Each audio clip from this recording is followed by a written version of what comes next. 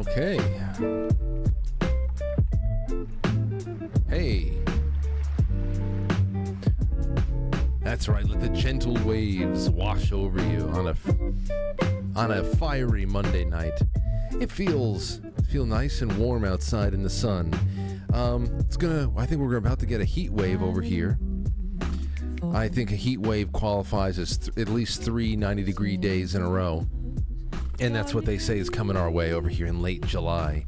It is the week of July 24th. Well, 23rd if you count Sunday as the first day of the week. But here we are, first day of the broadcast week. It's 6:55 p.m. And I don't know, tonight's going to be a little bit of an open discussion, open forum, see what comes in, whatever. And we got a special guest. That's right, we have a special guest going to be hanging out with us tonight for a special appearance on a Monday. It's Rob. Damn, man, how the hell you been? It's been great. It's good. Never better. That's good. I'm happy. No complaints. You know, that's a more honest answer. There's something I gotta say. Not so much now because I think people get the point. But for maybe about the first 5 months of your hiatus and doing all the things you had going on in your personal life, constantly, is Rob all right? Like, I assure you, Rob is fine. Yeah. People thought something was wrong, man.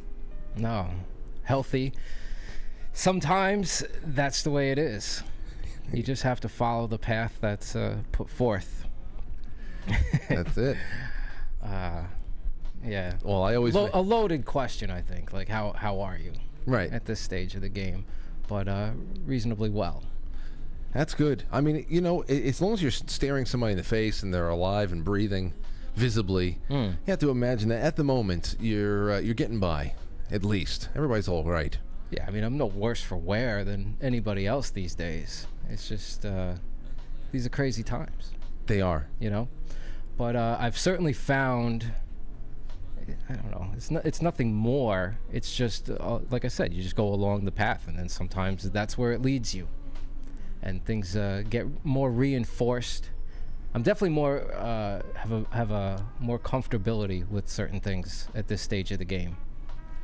So, what in particular? Because the destruction of Western civilization. Yeah, I guess that's exactly what I was thinking. You know, like, or that part, or, you know, even just the all of the ramifications and all of that. There doesn't seem to be really any. I don't see any stopping it. I think that we're just going through a cycle that needs to happen, and yeah, and then it was almost what we it was just, you know, I just got here, but almost alluded to before, like, do you feel like you got played? Do you feel whatever, you know? Because there was a point where I definitely felt that we were taking this, we were going to grab control of the ship and we were going to steer it in the direction that it needs to go, with the help from up above, of course. And then the reality is that there's the train has left the station. So despite everybody's best intentions, as the saying goes, right? Mm-hmm. So, you know, when Magellan's ship got back to Portugal, after like 5 people left or whatever. There's a couple people left. They were all eating boot leather and sawdust, and there's almost nothing left of the ship. Right. You know, when something like that rolls into port, if you're able to get off of it and whatever, you don't rebuild that ship. You scrap it. You know, and that's really, I think, when Frank and Jim Zell called in. They said it best about a year and a half ago when they were talking about the Tree of Liberty, whether or not there's anything left of the roots to water. I was here for that as well, and I totally understood that, but I was like, you know what? I'm betting on us. So good thing I'm not a gambler. But you know what? There's a distinction. What us are you betting? Are you betting on humanity in general? Always, in the long run? yes. But no. Specifically, more of a micro on America. Yeah. Because I mean, I did feel that this is where the current was going to lead and go. Right. But you know what? So maybe it's more of all of humanity and not just here, where, you know, I mean, you have to say we kind of dropped the ball on some things. Yeah. You have to be honest. Yeah, well, there's other things that I guess we just had to learn. You know, I like to drop this one every once in a while. The old Hemingway quote about if you want to know if you can trust somebody, you have to trust them. And then, Right. And then if you're shown something that's it. It's irrevocable at that point. Right. There's a lot of things that we gave our enthusiasm and our hope to that it's clear now, like John Durham or something like that, was just that's it. Right. And I mean, you know, I think it speaks larger to the whole deal, the whole political climate, no matter what. And as they said, you know, once that tree is rotten to the core, you know, it comes down. You got to grind the stump. It's stump grinding time, you know. And I've done that.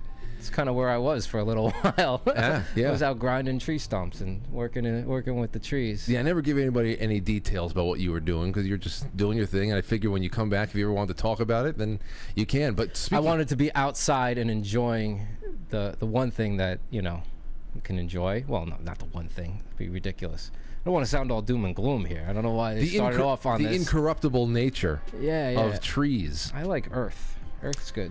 You know what happened just 2 or 3 days ago? Up the street from me, there was this. It had to be, I don't know, nearly 200-year-old tree. This thing is enormous, and the base all around. I don't know how big the circumference was, but this thing had shoots all over the place. It was always enormous from the time I was born, so it predates me by I don't know how many lifetimes, and. This big crew showed up the other day, and I'm thinking, oh, they're going to prune this thing. They took the entire thing down, and I don't know if it had to be that the tree was diagnosed. Yeah, absolutely. It had to be because it was, dude. I feel like there's no shade left in this town. I mean, trees go down; they're not replaced. It's just concrete and sun. There's replacement going on in this town, but it's not the trees. It's not the trees, all right. And if I really wanted to be bitter, I could get into that more about what I was doing and all of that. But that was just important lessons about what's really important and letting go. But so let's just get into it. So you're voting for Trump then, right? If he's not in jail and he's still on the ballot, jail. If he's still on the ballot and they don't, why not? Okay. If I vote at all, I'm telling you, I'm just. So if you don't vote, I think you should vote. But you know what I'm going to do? What? I'm going to write in a candidate. Oh, you are? Yeah. Who are you going to write in? Jesus Christ. Oh. Because no, he's the best candidate. He really is. Because if you look at what's going on. Like that's the best we got right now. Oh yeah. So, and then you know also all the people that like hate us, you know they're trying to take God away out of the equation. So, you know the bridge, that's our guy. He doesn't need a running mate, just Jesus himself, and that's who I'm gonna vote for and write in. That would be great if we can see. I mean, is there a place where they would actually tally that and it would show up on a registrar? I don't think so. I mean, in 2012, I wrote in Ron Paul. I did that too, actually. Yeah, good for you. I did that too. Because I for a second there I was going to go. Oh wait, no, that was for the presidential. I voted for him in the primary. Did I go Gary Johnson in 2012? Oh, stop it. I don't know. We all make mistakes. Yeah, well, we make a lot of them. But no, in 2012, I mean, I was a little bit older, so I knew 2008. I was like, nope, that's not going to happen. I'm with almost this guy. completely in the shell. I'm almost completely in the shell. I really just don't know. Yeah. It doesn't. In him. Doesn't seem that it matters. But anyway, Jesus Christ 2024. I think that he's the best guy. Hey, that's the approach I've been taking. Right. I mean, in all respects. You heard about my friend Father Tom who just died? I did, yeah, absolutely. Dude, that's incredible. He's a young man. Yeah. Yeah. I'm going. I guess on Wednesday night I'm going to go to his wake. It's at the church. At Corpus Christi? No. It's going to be at OLM, and he's going to be laid out in the church. I guess they do that for priests. I guess. I don't know. He's not going to be at any funeral homes around here. So, but the mass starts at 7 p.m., which I can't obviously I can't do, so I'm going to go earlier for the viewing. It just doesn't. Things are, dude. Everything that we're talking about right now.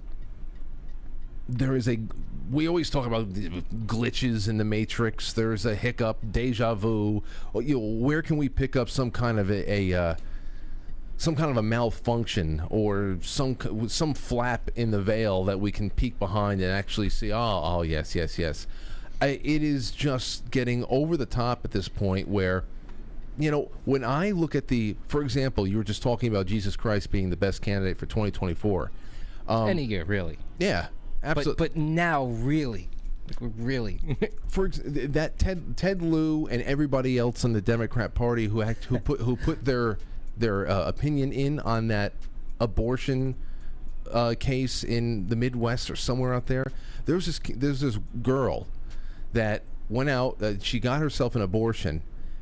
It was like 29 weeks. It's a late-term abortion, and then she and her mother went and disposed of the body, dismembered her own child. Wait, what? If she went and had this done, why? That doesn't make sense. Why did she have this done? And it could have been a pill, something. I forget. They tried to make it about her ability to have an abortion, that they're sending this girl to jail because she had an abortion in a state that has now, tightened up the laws. Then she had like some type of back alley thing. Something. Why would they? I don't understand. There was a late term abortion happen. It might have been a pill because she was handling the body with her mother. They burned. She and her mother burned, dismembered, and buried her child. Then dug it up and tried to do it again for some reason. I don't know if they thought and all of this glossed over.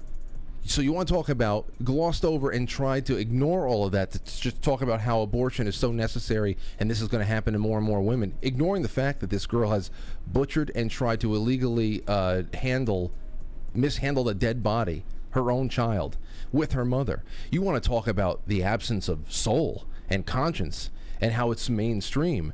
I mean, there's no, it's all the same at this point, It's all on the same level. I feel like it's the summer after a winter where all the dead bodies from the bottom of the East River comes to the top, and it's there's nothing separating it all. I honestly just don't understand how that's a thing.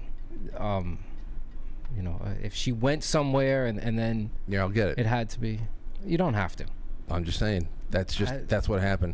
The details are actually. It's terrible. Yeah, it's terrible. Devil's in the details. But that's all that's available to us, and that's why it's been less and less I dip into it.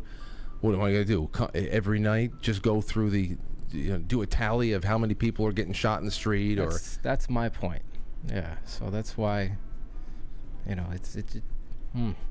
trees. Yeah, exactly.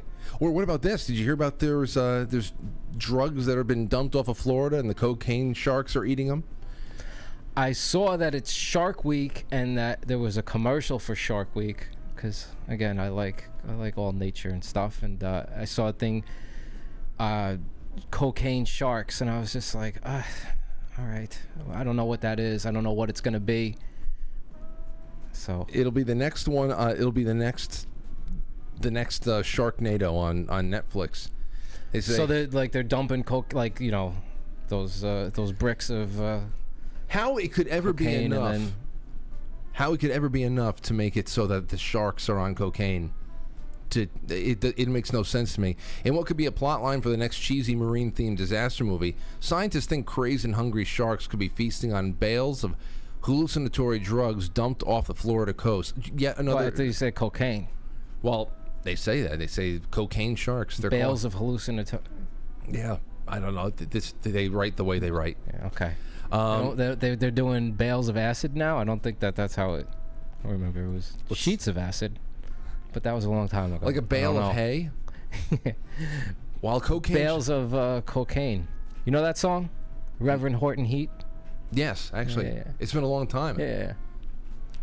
Let's see here. We've studied with pharmaceuticals, cocaine, methamphetamines, ketamine, all of these, where fish are being affected by drugs. Well, we've talked about that with the antidepressants with fish. But, as far as this goes, again, more reasons to stay out of the water. It's one thing to get bit by a tiger shark. It's another thing to get bit by a tiger shark on cocaine. They don't want you in the water anymore, Rob. You know They that? don't, yeah, I do. I do know that. I do know that. I saw that. I know that you guys were talking about that with graceful, really graceful. And I've had the same things come up on the feed and everything. What do you think that's about? I don't know, because I never go more than, if I do go to a beach, I don't go enough. I was thinking about that, and I wonder if it's, maybe I just think too much, but you notice how what they do want, though, is Martians, aliens. That is being pushed forth, right? That's the other thing. I can't believe we're getting government officials like mention that they're interrupting our training exercises because there's UFOs, and it doesn't even register, and I don't even care. Me, like I don't, before, if you said this to me like during the X-Files era of stuff, I would have been like, well, of course I'm gonna be glued to the TV set. Like I'm gonna be like, you know, what's the update today? Yeah, of course, I don't even care. But so when I was thinking about that, why do they not want us in the ocean, but they want us looking up at space? And I was wondering if there's any type of metaphorical, psychological programming to this, as opposed to, you know, look outside and up and away, as opposed to into the depths. Mm-hmm. Yes. I mean, but the whole thing, access to the ocean, it's one thing to say don't go to the other side of town. What the hell am I gonna? What is any regular person going to be able to do to explore the ocean? I mean, I guess to even be near to contemplate the horizon, to see if there's anything coming from the bottom. Did you hear that one guy that wrote into me about his ocean experience with the blue torpedoes? No. Or the purple torpedoes? No. He was out. It was off the West Coast. And he was going out fishing just a couple of miles off with his buddy in a small little boat. It was like around midnight. And he said he was trailed by 60 to 100 miles an hour. He said, I know speed pretty well. These things were moving effortlessly and intelligently. They would look like illuminated purple neon torpedoes that were actually following them, shooting off, and had another half a dozen that trailed behind them. Just things going on. And, you know, it's just the ocean. You talk about the mysteriousness of space versus the ocean always wins for me. Yeah. And I mean, I wouldn't be surprised if I mean, when I said that, I'm thinking more metaphorically speaking, is looking to the depths, like looking within versus looking without.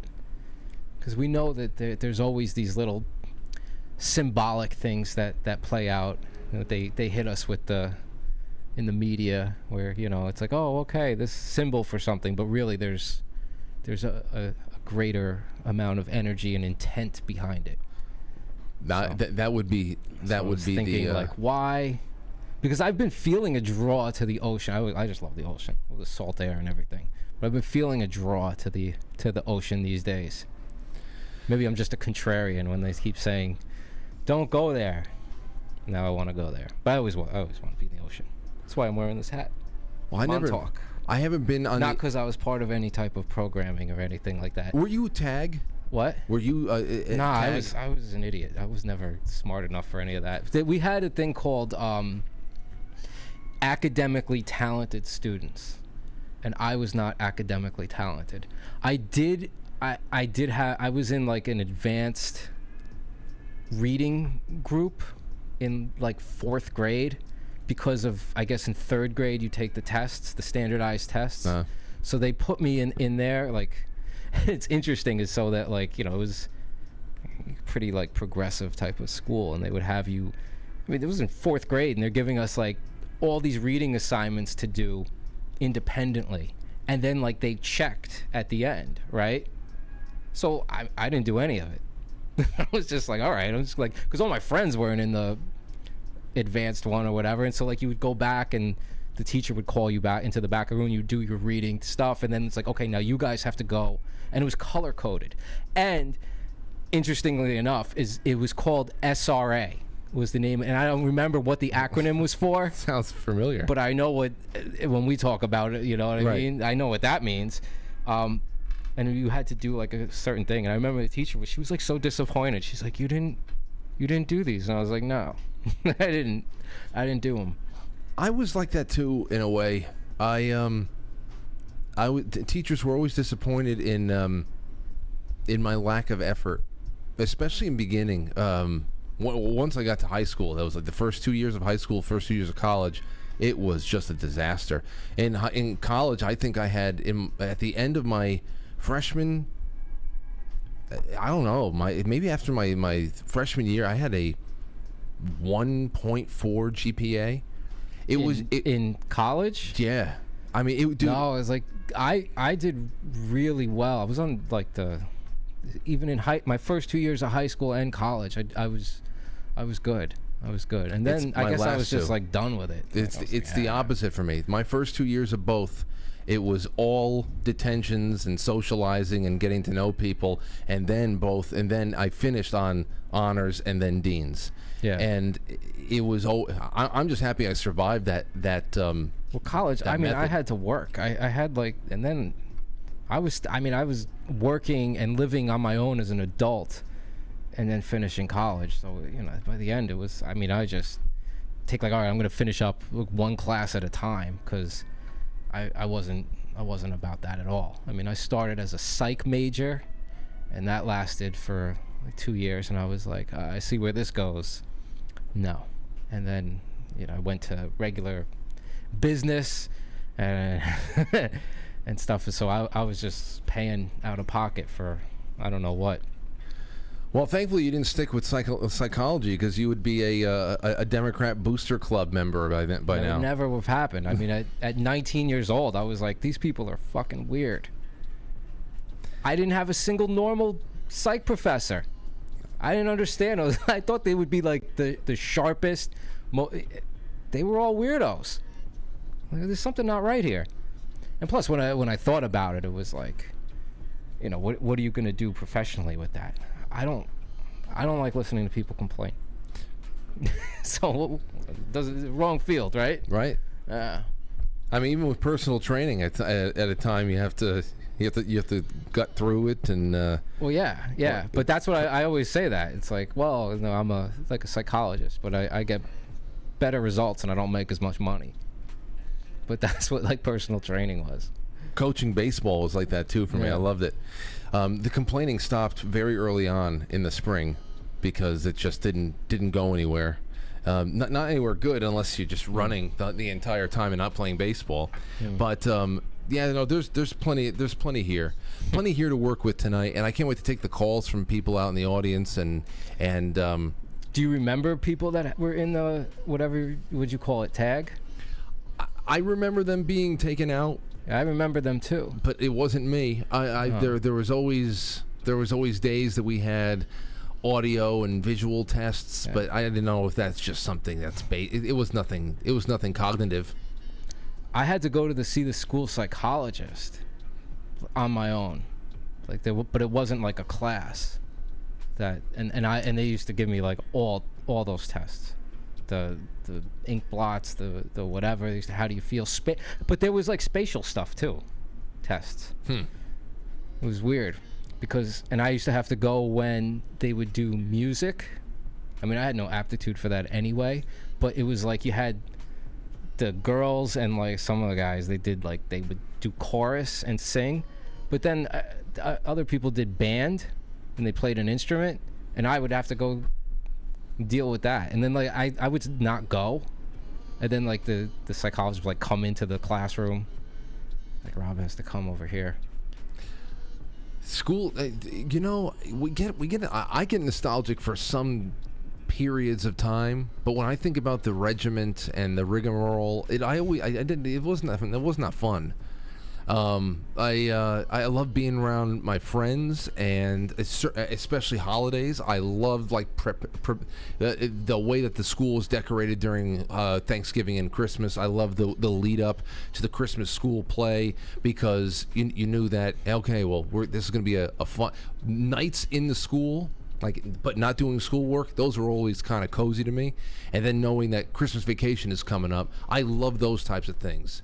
But once you, I don't know, like the worst memories are January and February and any level of schooling where it's just nothing but cold classrooms and testing and all that shit.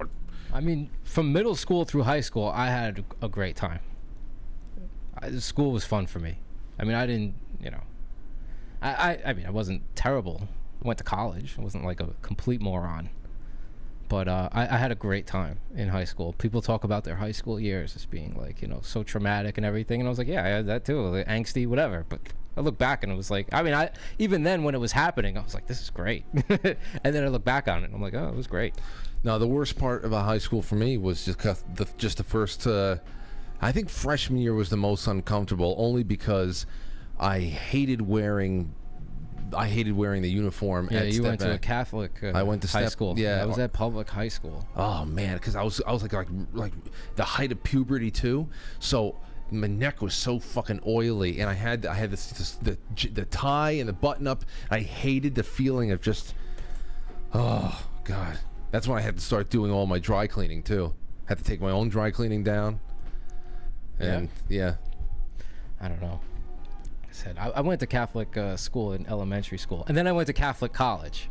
You know what it was, Rob? They thought that it was going to put me on a better path than most kids, but when I got there, I mean, it was a madhouse.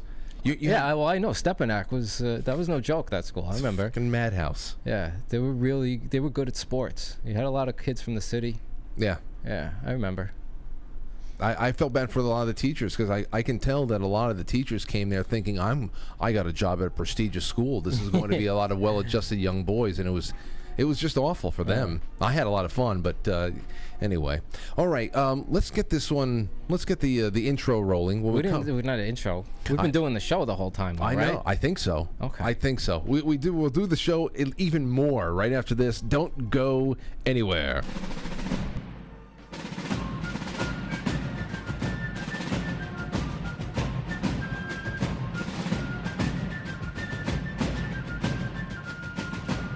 You let one ant stand up to us, then they all might stand up. Those puny little ants outnumber us 100 to 1. And if they ever figure that out, there goes our way of life. It's not about food. It's about keeping those ants in line. That's why we're going back. Does anybody else want to stay? Let's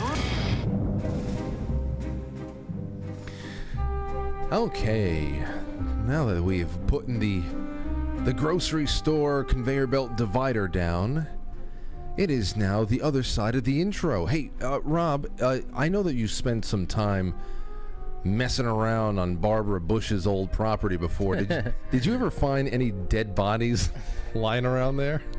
Well, I mean, considering that she was across the street from a cemetery.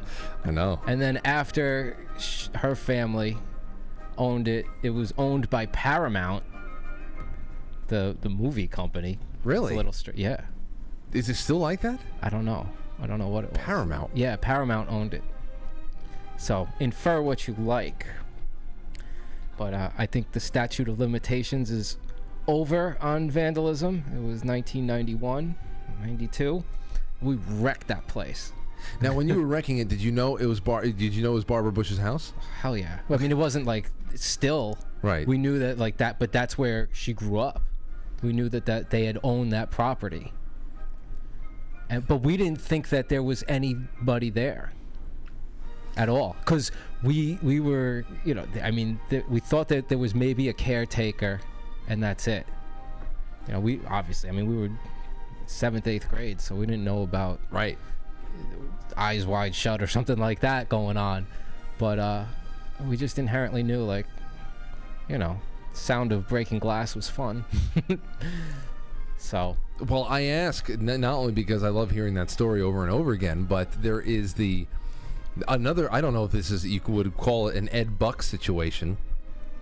I mean, we'll see if the bodies were found with cowboy boots on and high on, the methamphetamine all over in their blood. But there was a big emergency response at Martha's Vineyard after a 911 call from the Obama mansion. They found... Krista was saying this. His chef. It was his chef. Yeah. The chef drowns near Martha's Vineyard home. Tafari Campbell, known as one of the chefs who brewed White House beer while Obama was in office, went to work for the former first couple when they left the White House. The body of the former White House sous chef was found in a pond known for one of the chefs who brewed the White House honey ale beer while Obama was in office, using honey from Michelle Obama's famous South Lawn garden. She made it herself. She squoze it herself. She being in quotation marks, right? When to work Quick, for Frank, Michelle Obama, man or no?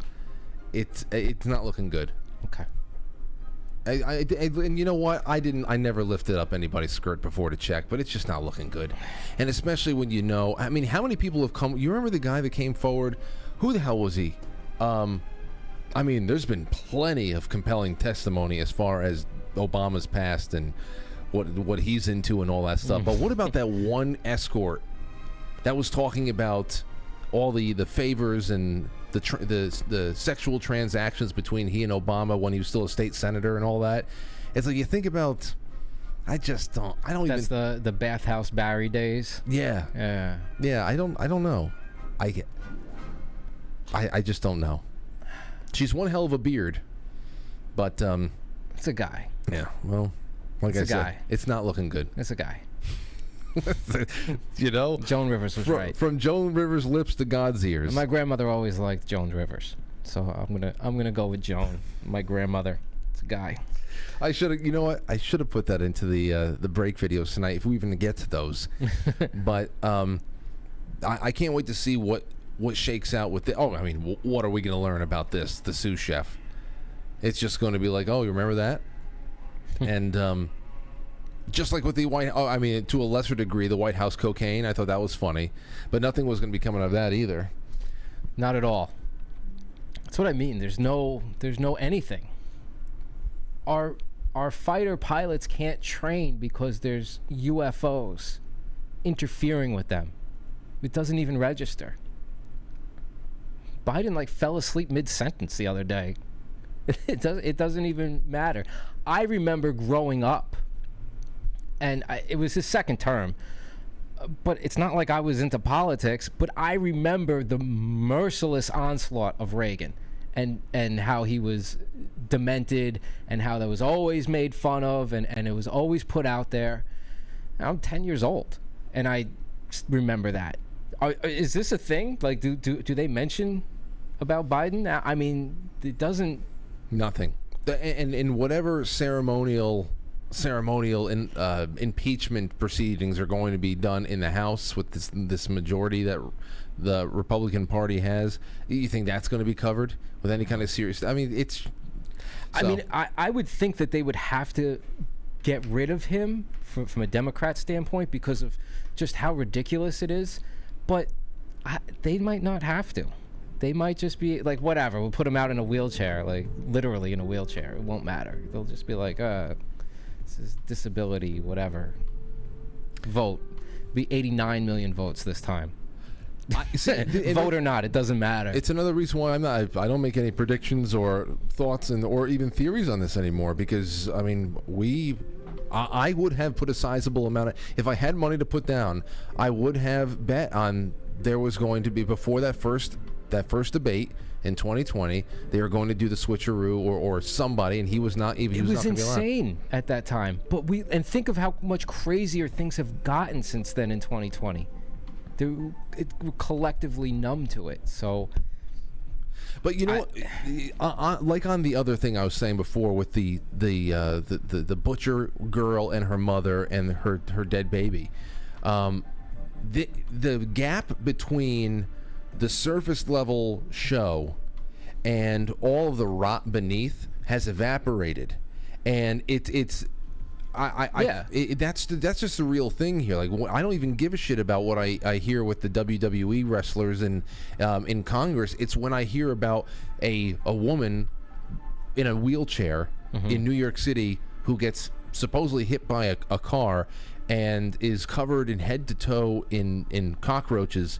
And what are you talking about? I didn't hear about this. You just, as soon as I sat down, you asked me if I didn't heard about this, but I don't know. This is the end. I have this hat on. I don't know. I'm looking at the wrong thing here. The end. Montauk. The end.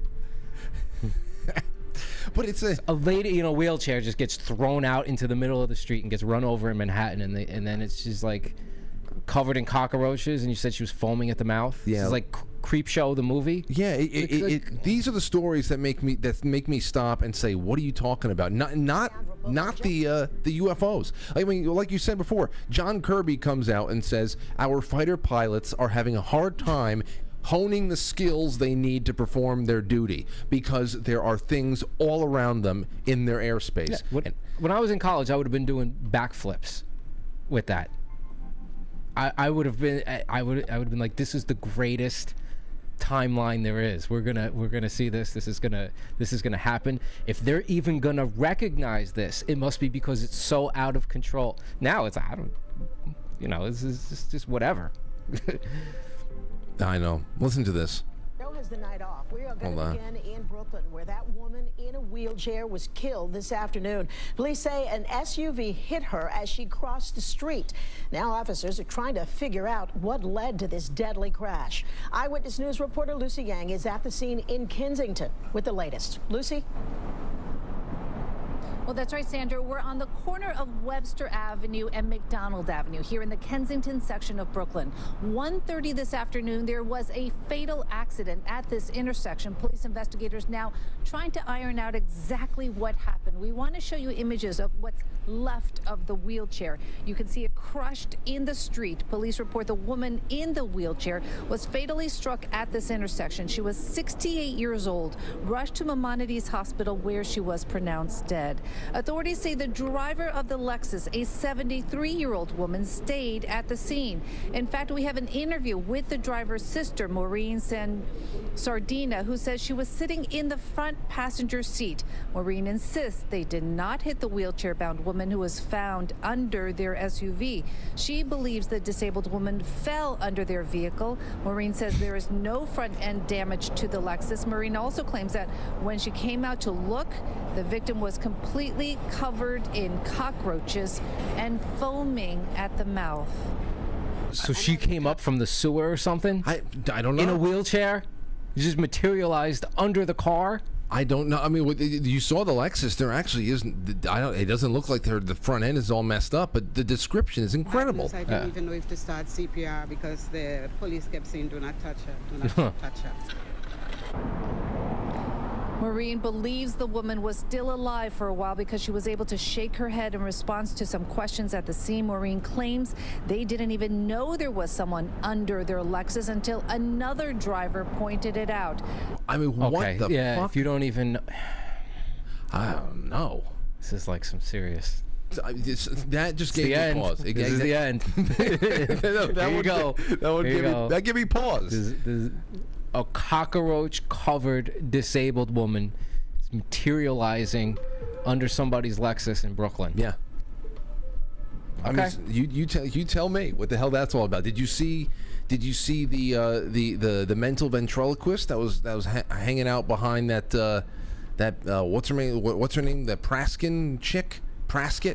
Oh, the handler scenario. Yes, yeah, with the bizarre. She's even mimicking the stuttering. Yeah.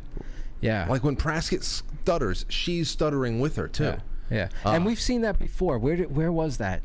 That was a while ago. I remember that. And I think we talked about it with the handlers that were doing the same type of thing. They were like mouthing the stuff, and the puppets were right there. I wish I could remember. So you think that correlates? I'm not saying I necessarily believe. I mean, I believe in all the craziness, but I'm not saying if this was an exact thing. But like the airplane, this guy's not real with the girl when she's flipping out. So do you think that this is like a thinning of the veil? Yes. Or there? Yeah. I mean, well, it's definitely that there is that happening for sure. So yeah. I suppose this is some of the more ghoulish stuff of the lower. Like, listen, astral realm. This chick, obviously, I mean, there's nothing, there's no, it's not crazy to think that she's the one who wrote the little speech, so she would know every syllable on there. But there's just something else. What do you think that physiognomy is right there? I know. I know. I actually wanted to get Just plain nuts. That's it. I wanted to get Speed Reed Dan back on to take a look at her face and a few others. Yeah. I wanted to introduce 55 from the committee's interview with FBI employee Roya Demlow. Yeah, this is for real, bro. This is Invasion of the Body Snatchers. 2023.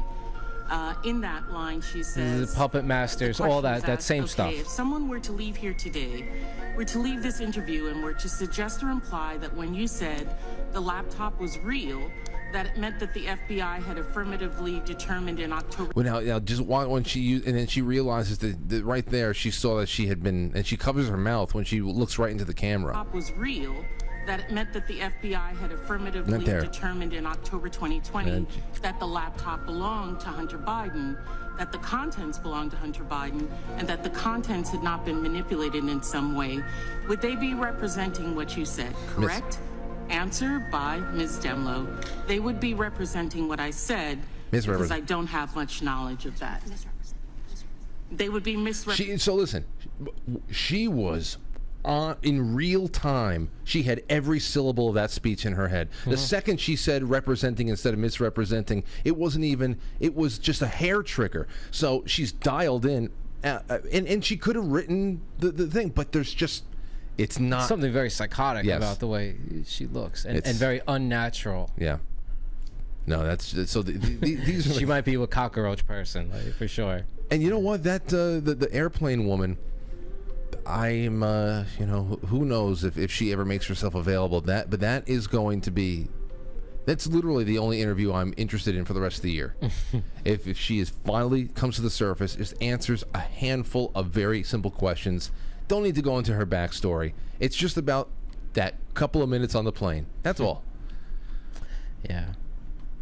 Well, it definitely seems like the veil is thinning, for sure. And this is summer. We know October around then. So I wonder what we'll speak about then. Well, you know who I'm bringing back? I got in touch with him today. I wanted to get him on the schedule for either late September, early October. Is Jeff Harmon again? Okay, the astrologer. Because it's just especially that turn around from the fourth quarter into the first quarter. Mm-hmm. I mean, everybody we have spoken to so far, whether it be Jeff or Robert Phoenix or, I mean, even Ryan Gable, a couple others, everybody has said February to April 2024 is going to be the rocks. Okay. Like the real rocky bottom. Okay. And I'm like, okay, well, we'll see. But as far as thinning of the veil, did you see this? Here is, and I don't even know what anybody's looking at. I look just like rays of light in the sky, but they're looking up at the sky, and I don't know where this is. It looks like a theme park or something, but everybody's taking a look at the way that the clouds are forming. The sun is shining through. Look at this. Everybody knows something's up. Everybody knows. That is not normal. Everyone is looking up, wondering why the sky is split. So that right there, how linear, just... Yeah. I mean, I don't know. Right, and then, I mean... I've seen stuff like that before. Sky is broken. But... And everybody knows something's fishy, don't you? It's fishy, ain't it? You know, that's the first time I ever seen this. That's right. It's fishy. First time he ever seen that. Oh, man. Well, see? That's why I'm saying JC 24. You know, it might be a good idea. Yeah. It might be a good idea. Because nobody's going to fix the sky. None. Right? No. Actually, we're getting fed. The sky is broken now. And more, they're actually rationalizing why they need to go up there and keep spraying more. I mean, it was just a couple of weeks ago. Before I brought Jim Lee on because in response to the Biden administration talking about how they need to do more high atmospheric spraying, sun dimming, all that stuff. These ridiculous ideas that they want to put big plastic sheets the size of Brazil between the Earth and the sun in space. They don't stop. It's just since the day it turned yellow over here. That was, what was it, late June? It was mid-June, right? since that day, we've had, I think, yesterday was all right. It was a pretty blue sky. But we've had like 2 blue skies. That's it. Since then, it's been overcast. Look, I don't get sick. I never get sick, ever. And I felt that day when it was whatever. Now the air quality, that's a thing. That, like, it's always been there, right? You know, remember back in the day, you would check out the air quality alert, right? Like, never, ever existed, ever. And now it's normalized.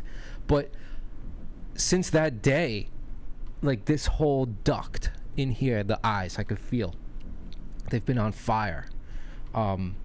So it's, yes, it smelled like smoke that day, and then like there was one other, and then it was like like 3 weeks later. Remember, it was another day that was just we're up to 280 in the air quality today, but so, and I smelled the smoke then, but there's no way that that's not just forest fires. Something else is being burned in there for sure. It's also again that pattern of reporting on all of these things, not only as just things that happen, and even if it's a freak incident or whatever, it's that it has to be tied into larger geopolitical things like climate change, and it has to be accelerated by the idea that this is going to be a burgeoning health issue. It is, because they're poisoning us. Yeah, that's the health issue. But they got people to put the masks on again around here. Really? Oh yeah. I haven't seen. I mean, I've seen some people that have always worn the mask, that I know I see work, what have you. But I didn't notice an uptick in the stores. But I don't know. I don't even. I don't know. Okay. Yeah, I know. Well, there was a lot. I mean, I guess if the masks can keep a virus out, it can keep the smoke out too. They're wearing them on their eyeballs or what? So that's the thing that sucked the most. It was the throat and the eyes. And like I said, I had the burning in the eye, but it felt like my face was on fire. So, the accelerant, whatever the hell it was. Yeah, the orange just is something I'd never ever seen. First of all, I've never seen any kind of smoke coming in from any fire anywhere. No. And you're telling me that, I mean, most of New York is forest. There's never been anything closer to home that wafts through. It was such bullshit. The whole thing was just, and I don't know how to explain it. I don't know how to explain any of this shit, but it doesn't nothing feels right about it. Doesn't feel legit. Yeah. Anyway, let me ask you about this. This is a big thing that's going on right now, and I guess it goes hand in hand with the idea of reality, things, a world that we left behind, remnants of a world we left behind. Nostalgia is not necessarily a hard thing. I mean, it's not a hard thing to deal with, but there's a dark side of nostalgia that's just people are just latching onto. Mm-hmm. And these liminal spaces that are popping up, I've always been drawn to them, and I like how they're being articulated a little bit more. Hallways in schools with nobody in school, looks into play places at, like, I don't know, the old Discovery Zone, any place you went to as a kid that is just not there anymore. The rugs at Blockbuster, just things that are echoes of a past that you really can't even find in antiquity anymore. Those things, it's crazy how it borders on horror. It's funny because the first time that came up, the whole liminal spaces idea, I saw some threads and like the paranormal boards, and I was like, what is, like, these kids are afraid of the hallway now? Like, just enough. Like, stop. Like, this is so stupid. It did not have any type of, and I didn't look into it too much. It was just like, oh, this is another thing another neurosis that this generation is going to deal with. It meant nothing to me. And then I was talking to Krista about it, and I was like, these kids are afraid of the fucking hallway. Like, what is wrong? And then she's like, no. Like, it's more like the sense of loss, right? Or something was something, and that, like, kind of like what you're saying. And then I was like, oh, and then so I started thinking about it, and it was like, I could see that because we have that, like, okay, we could look at it in like the big picture, like you could even relate it to like the Mandela effect, where it's like the collapse of timelines and all of this, and okay, let's say you don't even have a mind for that, you don't even care about that, you don't believe that, it's not your thing. Fine, just look at how much things have changed in this time, like right here, what we can document in the past 25 years, how much. It's not even just the progression of technology, but the erosion of certain things, and very important things. I mean, the family has been attacked for the past 50 years. So, but in the past 25, like, things have really shifted, and now we have what we have. Just turn on, you know, put MSNBC on right now, and I'm sure there'll be an example of what I'm talking about, whether it's a commercial or whatever they're putting out there right now. So, yeah, I understand that, because I think on a deep level that there's some type of like a loss for the what things that used to be, and we didn't even know maybe we had. Until it's, you know, to quote Cinderella, you don't know what you got until it's gone. It's gone. Yeah. You know, I saw Joan Jett as well has a song like that too. I've seen a lot of people say things specifically about Generation Z, saying that Gen Z, this is mainly a Gen Z thing, which I don't. Perhaps it's concentrated there, but that's what I thought it was too. When I first, there was like. They were like terrified of the hallway or something like that, or like there would be like an empty space with water in it, and be like, I can't even with these kids. Like, I don't. Yeah, empty space with water. It's the lighting. It's something that makes you feel desolate. It's the. Well, here's what they say what liminal spaces are by definition. Then I want to get into some comments on this stuff and some other things I pulled aside. I wasn't able to do a proper thread, so I was able to get some feedback in other ways. A liminal space is a concept that has been talked about a lot lately. This is from BetterHelp.com. If you're like many people, you have noticed that there are certain places or states of being in which you feel different, off, or uncomfortable.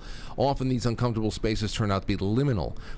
You can define a liminal space by several different ways. It's talked about as a threshold, and indeed, the etymology of liminal comes from the Latin word limen, which means threshold. Liminal spaces are the transitional or transformative spaces, and such places that are often associated with a forlorn atmosphere, a disconnection from the concept of reality, and a fluid or sometimes neglected aesthetic.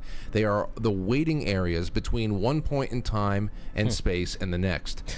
And talk about a microcosm of where we are right now. I think that's what it is. Yeah, Ron. I think it's just we are liminal generations right now. Yeah. I mean, we are in the waiting room. Oh yeah. And it's another good song. Yeah. We're in the waiting room. It almost feels like the waiting room in Beetlejuice. Seriously. But you dive into this, and there's people who just go into the horror aesthetic, where at the end of the hallway there is something you can't make out peeking around the corner at you.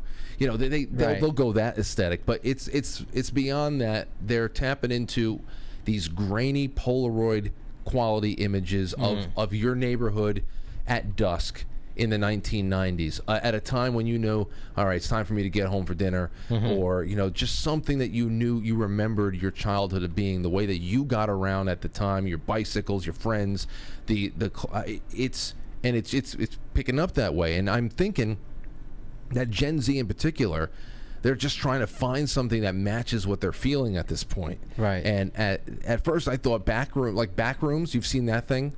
Yeah. The Backrooms. At first I thought that was just a really great horror concept for a video game, where you're in this labyrinth, very off-putting yellowish light and all that stuff, and there is some kind of a stick figure fucking monster always at your heels, and you got to keep going. And if you turn around, it's like right there, you know. He's like, shut go. The anxiety is incredible. But then I realized that it was all really based on this atmosphere, this liminal space atmosphere. Yeah. No.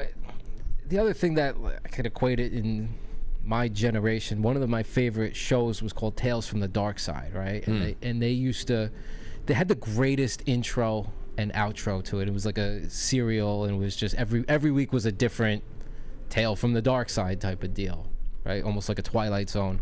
And the creepiest stuff ever. It was a voiceover, and then they would have like a babbling brook and like all this stuff, and it's like, and then there is a dark side, and it would do it the same thing, and it would just have like a little different shade to it, and it just added that like, wow. You know, you learn, you looked, I mean, I was a kid watching it, and it was like the subtext of your normal everyday thing and what it could be there. Yeah. So that was that again. And then, like I said, when I had the conversation with Krista about it, and then I was just very dismissive initially, and then as I, you know, she was explaining it to me, and I was like, understand. And then I was like, no. Oh, okay. Wait a second. Wait. You brought this up once in the. I've never been able to see this thing. The Animals video, 1997 Animals. Yeah. That was so absolutely that along those lines, where it was the Animals in 1997, right? Like that doesn't explain to people what it was, because it was the craziest thing ever. It was a village in Poland, and they were filming these animals, like just regular like farm animals, and there was a point in there that it almost similar to what that you just showed with that video where the sky was broken. Yeah, there was a point where it just looked like the thing was broken. But remember, this is 1997 quality of a video camera. It's magnetic tape. Yeah, so I don't, you know, who knows when that thing was made. So you could almost be like, yeah, that kind of looks a little creepy. And they had music over it, but it was one of those things where, and then everybody went crazy in that thread because it hit you. It hit you right it hit me right in the chest. And I was like, what the hell is going on here? And it did look like there was a little bit of almost like, you know, like when the atomic bomb went off, and like it almost looks like reality wafts a little bit, like there's a rip in the space-time continuum. Yep. It kind of looks like that, but again, it's because the quality of the film is not so great, and it's within the trees that it looked a little strange. But what really added to it was that people were responding to these things, and then they started deleting responses.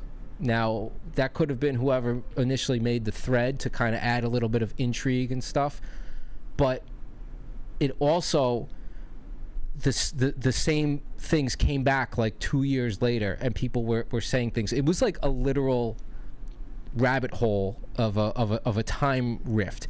And then what some of the people, you know, it wasn't the person who posted the thread, but with some, or maybe it was, you don't know, because it was a GLP thread. And, you know, it'll give, if you use that same IP address, it'll give you, but who's to say? And then some of the stuff they talked about was, in 1997, where that was another turning point.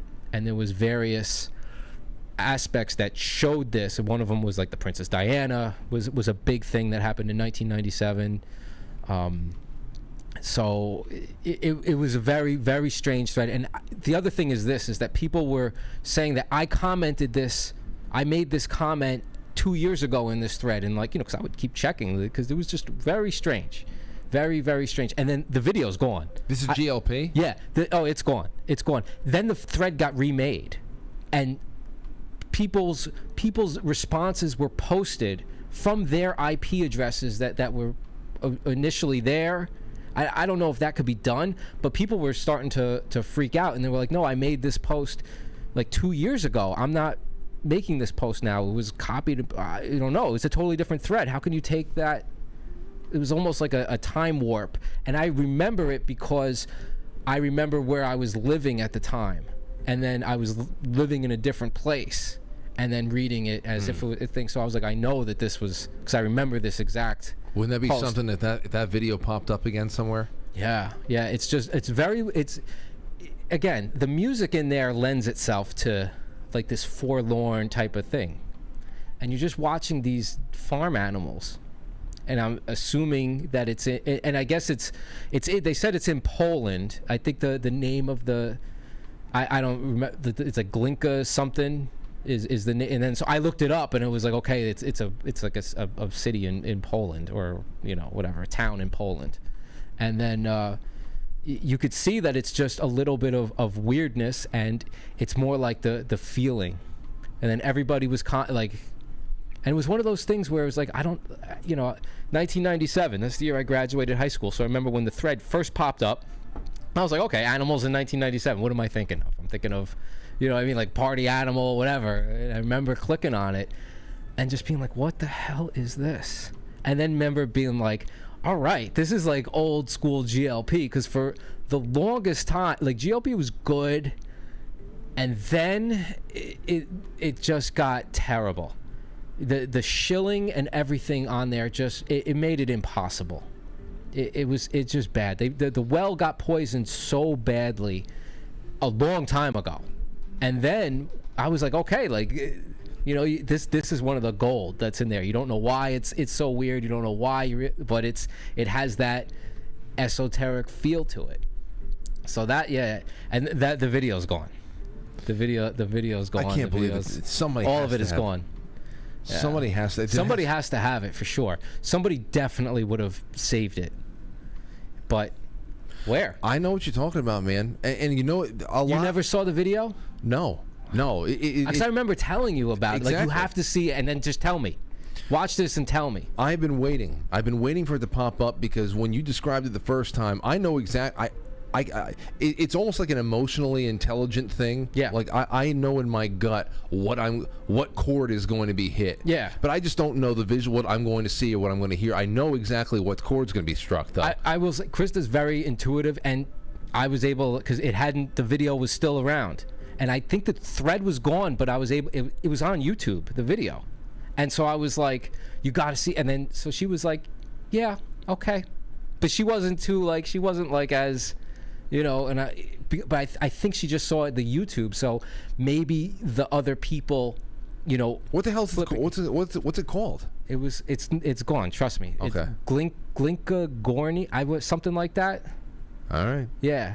Well, one day someone will probably say, "Oh no, that's the town in Poland, Glinka Gorny, whatever." But I just know that from trying to research what the hell does this even mean and what's going on. So she was like, even like, well, maybe like everybody else might be influencing you here to think this way, and it's getting a little bit. So she was like, no, it's definitely strange. There's definitely something, but it's not. She wasn't like and she's into this stuff too. So she wasn't like. So she was like, check it a little bit, Like, what would get me? First of all, take a look at this one. I put this one up on the screen a little bit too. Here's a lot of what you get. You also get how interiors of homes that you would see at a great aunt's house somewhere, something that is almost like a freeze frame from 1993, and it's like a strangely familiar thing, and then it makes you like longing for the person who was living there. I understand that. But for me to see that, it doesn't hit me though. But like you said with the Glinka video, a lot of this is accompanied with very specific kind of music too. Yes. Like when you're going. So it's the full thing. Yes. It gets you energetically invested by actually pulling you. It's insane, because other times it'll be very, fuzzy nostalgia. Like I don't even know how to explain it, but that's okay. I'll give you an example. We'll do this after the break. We're going to go on a little intermission right now. But when we come back, I have some footage we can watch from 1950. I want to take calls and super chats. I have a little bit here with the Mandela effect that we talked about a lot on Thursday and Friday. Right, with Yeah. I mean, Thursday was good. That was a good show. I don't necessarily agree with a lot of what he was saying on the Mandela effect with stuff. I mean, I believe in the Mandela effect because specifically with Nelson Mandela, and I have a thing that's absolutely so specific, and it was such a bizarre thing for me to remember, but it always stuck with me. And then, wait a minute, what? Like I remember him because I was a little bit of a wise ass, right? And I had a social studies teacher who we were talking about it. This was 1992, and he was, basically about the greatness and the tragedy in this, and I'm like, guy's in jail for decades, then comes out and drops dead. Like, what a waste, just being like a smart ass 8th grade kid. And he was just like, I remember him because I remember it being again, I remember the emotion of him being a professional, but still like this little shit. You know, like he had that, but he was still, you know, because it was something that obviously emotionally affected him. And I was being, you know, your typical 8th grade kid in 1992. But was he confused because you believe he was dead? No, he was fucking dead. Okay. He was dead in 1992. He was dead. He was dead. We were talking about him being dead. Officially? He was dead. He came out in 1990, and then he lasted a year and a half or whatever and dropped dead. And that's the point I was making. Okay. You know, the freedom fighter, this, sat there, and all the hardships and everything of being in prison. You get out, and then that's it. You're done. You're dead, right? And he was not. Like I said, he was being a professional. I realize that now as an adult. At the time, I just wanted to break chops. I could tell that it was something that mattered to him, so I wanted to be a little jerk about it. And I remember his reaction.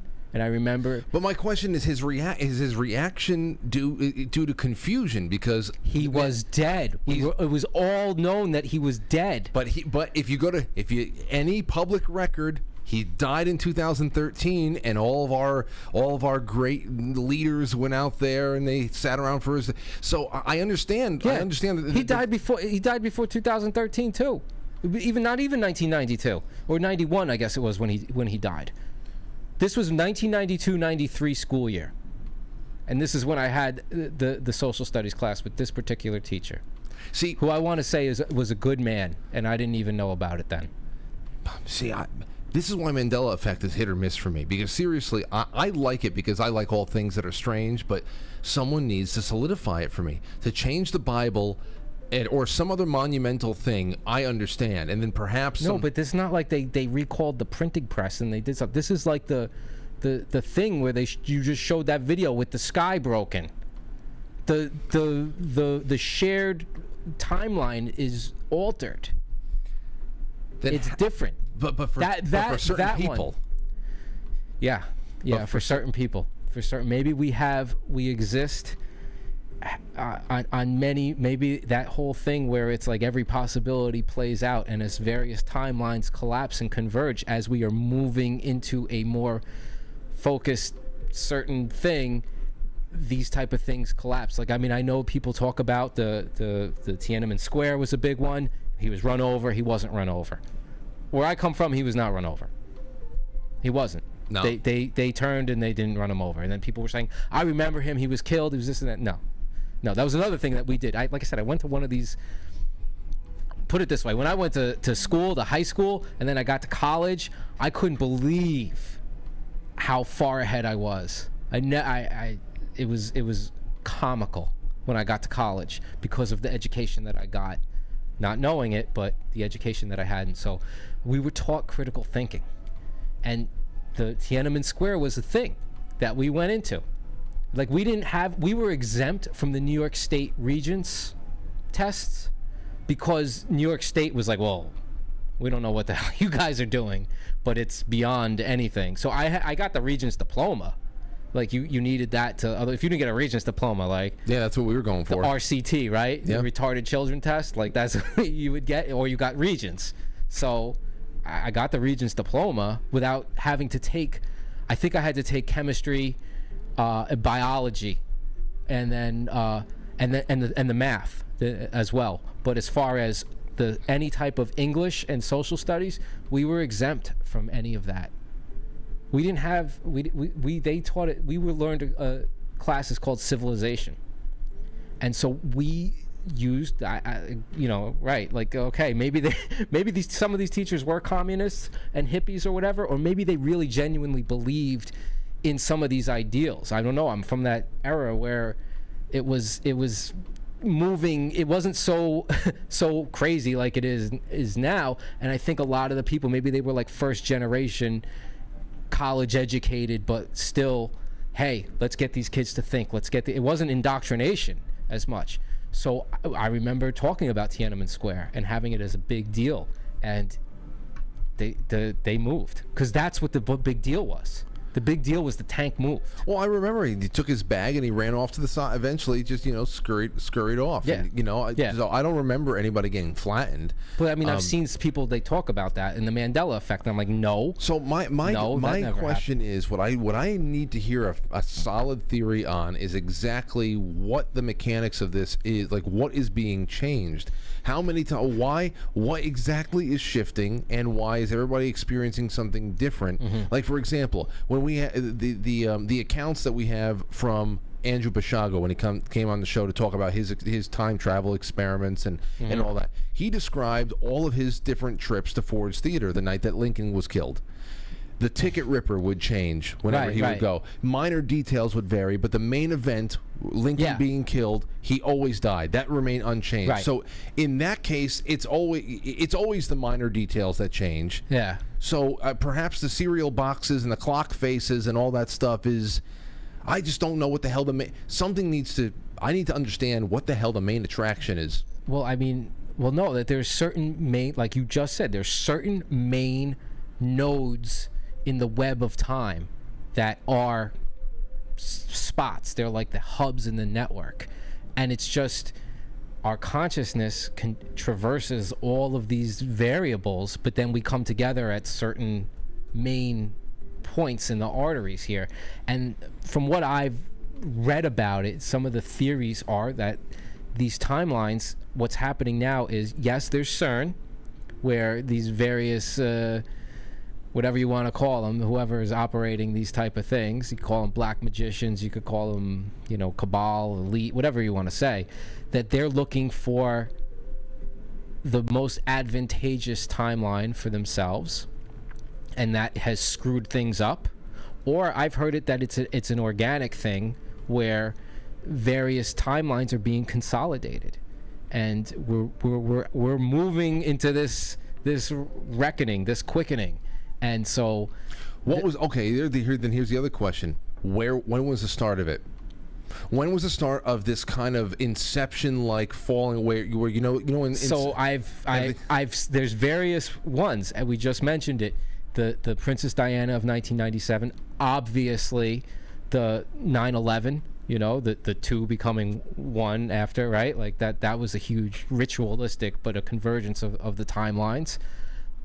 Mr. Kennedy in 1963, I think that's one of the ones that they talk about as well, because when you people who were alive, we weren't alive, born yet, but if you talk about most people who were there at that time, isn't that the thing? Isn't that the joke? Everyone remembers where they were when Kennedy dies, except Bush. So you're talking about rituals with rituals with a sacrifice attached, not necessarily.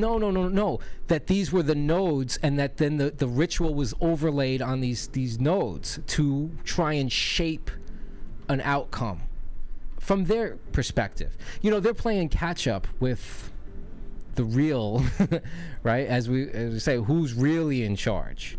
God. Right. So you could say anything you want about the adversary, but at the end of the day, who is he really? Right? Like how does this really play out? Yeah. God didn't create someone that's gonna beat him. God, you know what I mean? You have to, like, the whole thing is really learning and developing. So I think about White Sands.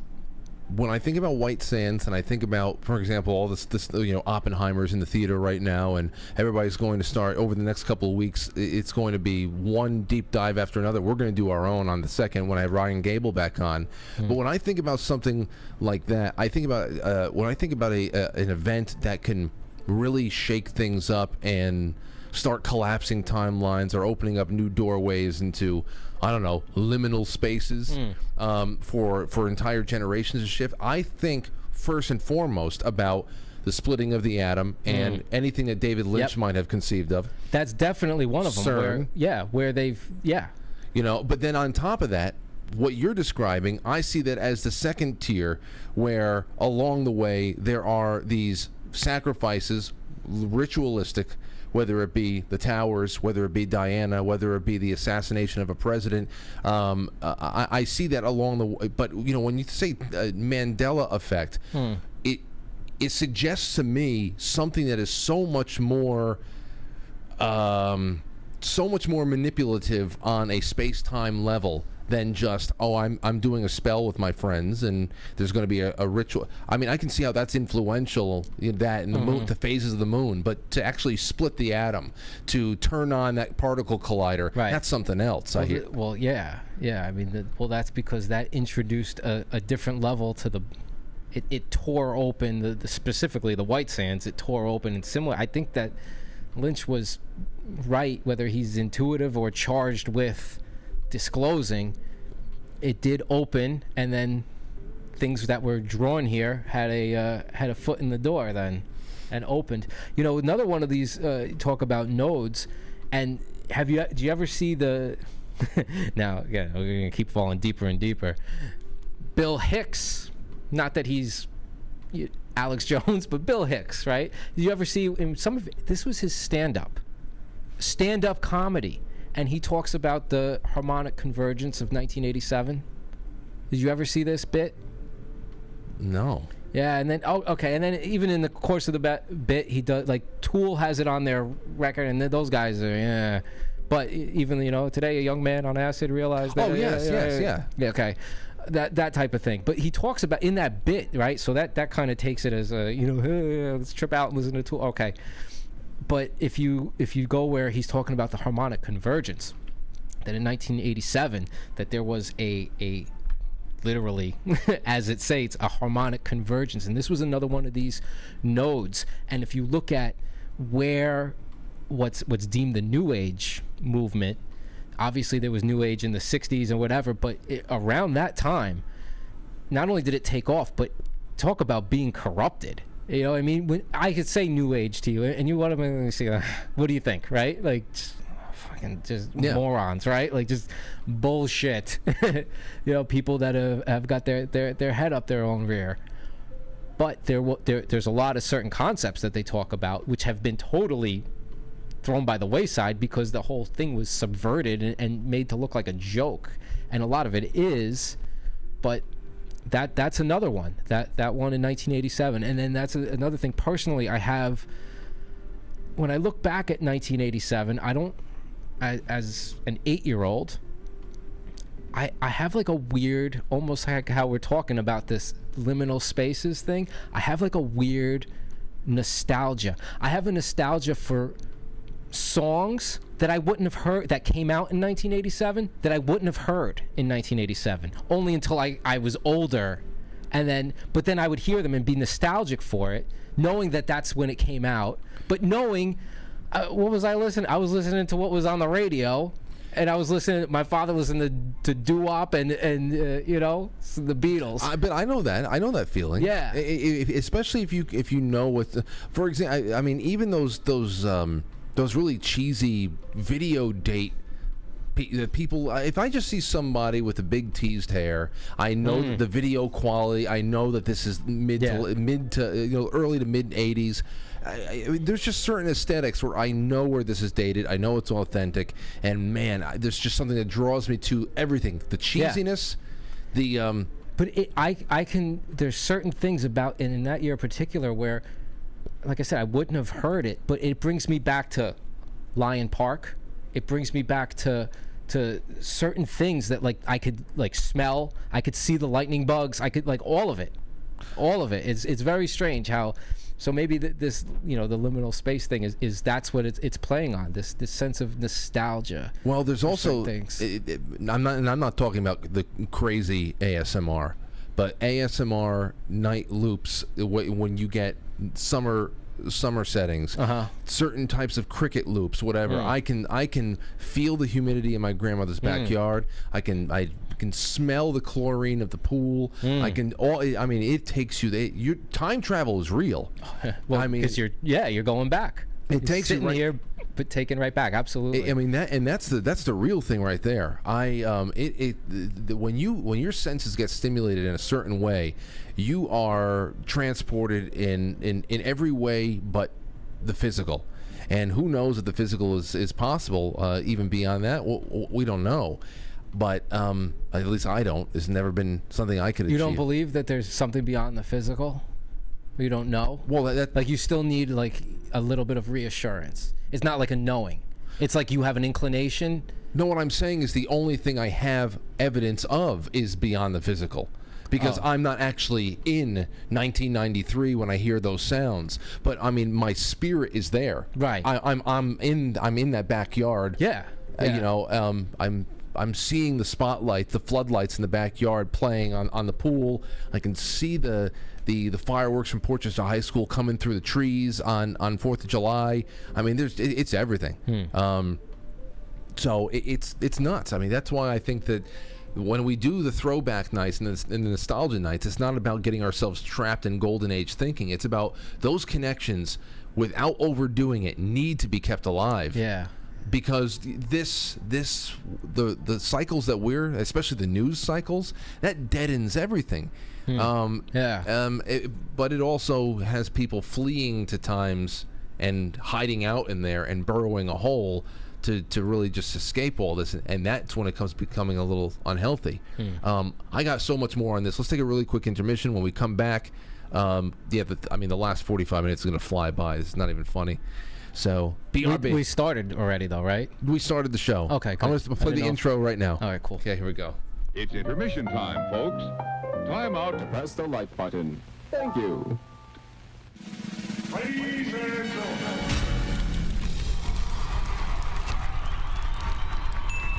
We're now entering, quite frankly. Quite frankly. Quite frankly. Quite frankly. Quite frankly. Quite frankly. Quite frankly. Quite frankly. Quite frankly. Quite frankly. Quite frankly. Quite frankly. Quite frankly. Quite frankly. Quite frankly. Quite frankly. We all support quite frankly. Not quite. Quite frankly. Let's go, Brandon. Quite frankly, in Roma, Italia. Quite frankly, you going on Frank's show tonight? I want to get a Coke. Can I get a Coke? So everybody watch, Quite Frankly, with Frank.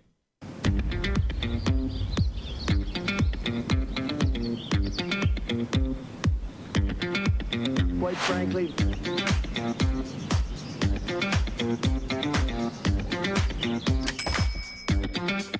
How dare you?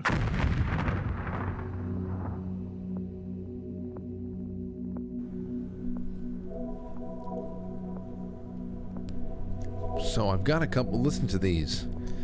Here's a couple of comments for you. I read an interesting theory. This is from Lucian.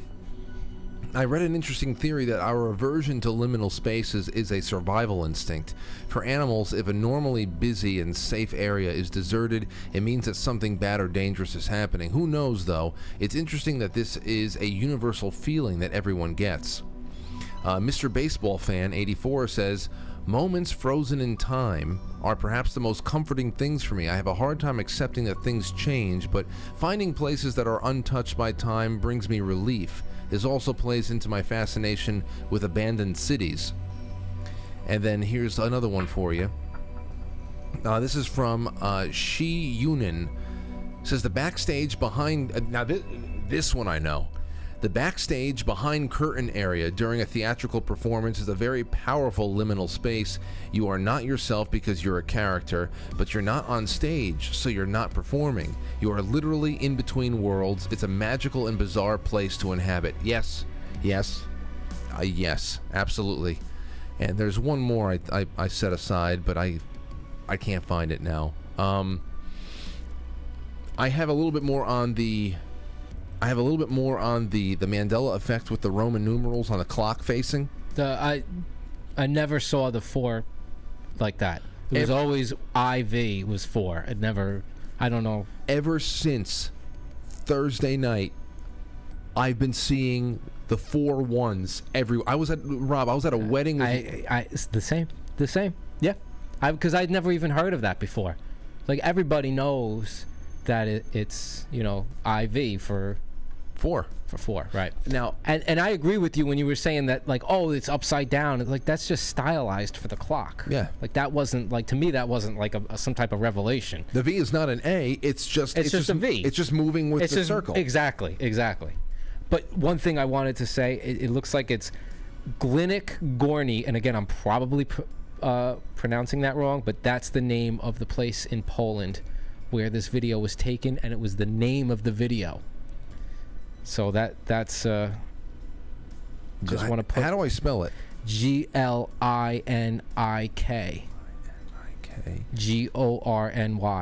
Gorny. Again, I don't know proper Polish pronunciation, so those people out there with your native language, I am sorry if I am butchering it. Glinik Gorny. Yeah, so that was the name of the video. That's all it's called. That's what it was called, and the name of the thread was Animals in 1997. That's it. And then it had this forlorn type of music, and you watched it, and you're like, what? I'm watching rabbits. Why am I watching rabbits? Why am I captivated by rabbits in Poland?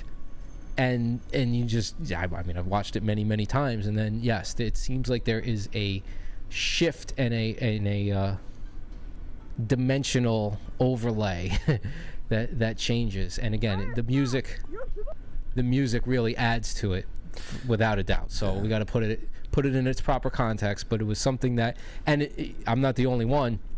It was a phenomenon on GLP for sure. This is not going to be it, but it just looks grainy. I want to see what the hell it is. This is definitely not it. Yeah, this is from 12 years ago. No. So the video itself, I don't know when it was from. The thread was in 2015. Shoot, man. 2014, 2015 at that time. Because again, I remember where I lived at the time. And the other thing, remember that Timelines to a Global Reset thread. I remember that one. That was a great thread. And then that had most of the best stuff has been disappeared out of there. And that, talk about shilling. That was the heaviest shilling I've ever seen. That thread is alive and kicking on GLP. It's up to like 809 pages. Mm-hmm. But the substance, I guess you'd have to go through, and it had to migrate to a different board for a while. That's how bad it got, and postings couldn't be made, and even so, a lot of the good stuff has been taken away from it. Is that where all the really interesting stuff on whales were? There was so much interesting stuff on there. Excuse me. Whales happened to be one of the things that they talked about. And that's another thing. To talk about the ocean, I've been feeling the whales for sure. I don't like to do meditations with any type of electronic assistance. Like binaural beats? I don't mess with those games. Live and learn, right? But one thing that I will at times, especially when I feel that I'm really like, I'm out of sorts a little bit. I gotta find where you trust, because there could be a lot of stuff added to it subconsciously. But whale sounds will definitely put me in a certain frame of mind. That's something. And it helps centering without a doubt. Aurora has been really into whales lately. Yeah. Especially the whales song. And I look all over I just look all over the place for posts about their song. Not only listening to them, but all those theories about how they are really they actually tune the earth.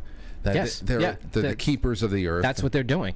And we know the significance of sound. Even as they say, like in the Bible, in the beginning, then there's the word, right? That's the first thing. The I am. That it's the sound that shapes the reality, and the whales, according to this frame of mind and thought, are balancing things out. Do you ever see sperm whales? Yeah. Do you ever see how they I like to say they meditate together, but supposedly they sleep perpendicular, like in a circle with each other? No, I have not seen that. You haven't seen this? No. It's awesome. They sleep for 10 minutes at a clip. They're gigantic, first off. Do you have any idea how big a sperm whale is? Absolutely. Yeah, like the males get to like almost 60 feet. So huge monsters. We've been looking at blue whales lately. Blue whales are definitely, I mean, blue whales are the biggest thing ever. But sperm whales are the largest toothed predator on the planet. So, I mean, you want to talk about, Moby Dick, right? Yep. You talk about badass, those, and just the way they work. sound. I've seen stuff because love reading about this stuff where divers they go in. When they go in, it is like a cacophony of sound with the clicks and the sonar that they use, because that's how they got their name. You ever see like their skeleton? Their head is like, it looks like a radar dish. If you see their head is gigantic thing, but that's got it's almost like squared off. Yeah, but that's not bone. They got like the bone is just at the back, and then that is this oil. Then they used to think it was sperm back, and that's why then they would massacre them and use it to like light the lamps or whatever, kill these majestic creatures. But that's what they would so like the bone back there, it's like a satellite dish, and it bounces the sonar off, and you can hear it. And I was reading this one diver's account where he was like, I got in and it was like a juvenile sperm whale, and it started clicking and sending the sonar out, and he was like, it was almost felt like my insides were cooking. And then the mother comes up and then has a different type of click, almost like a reassuring one.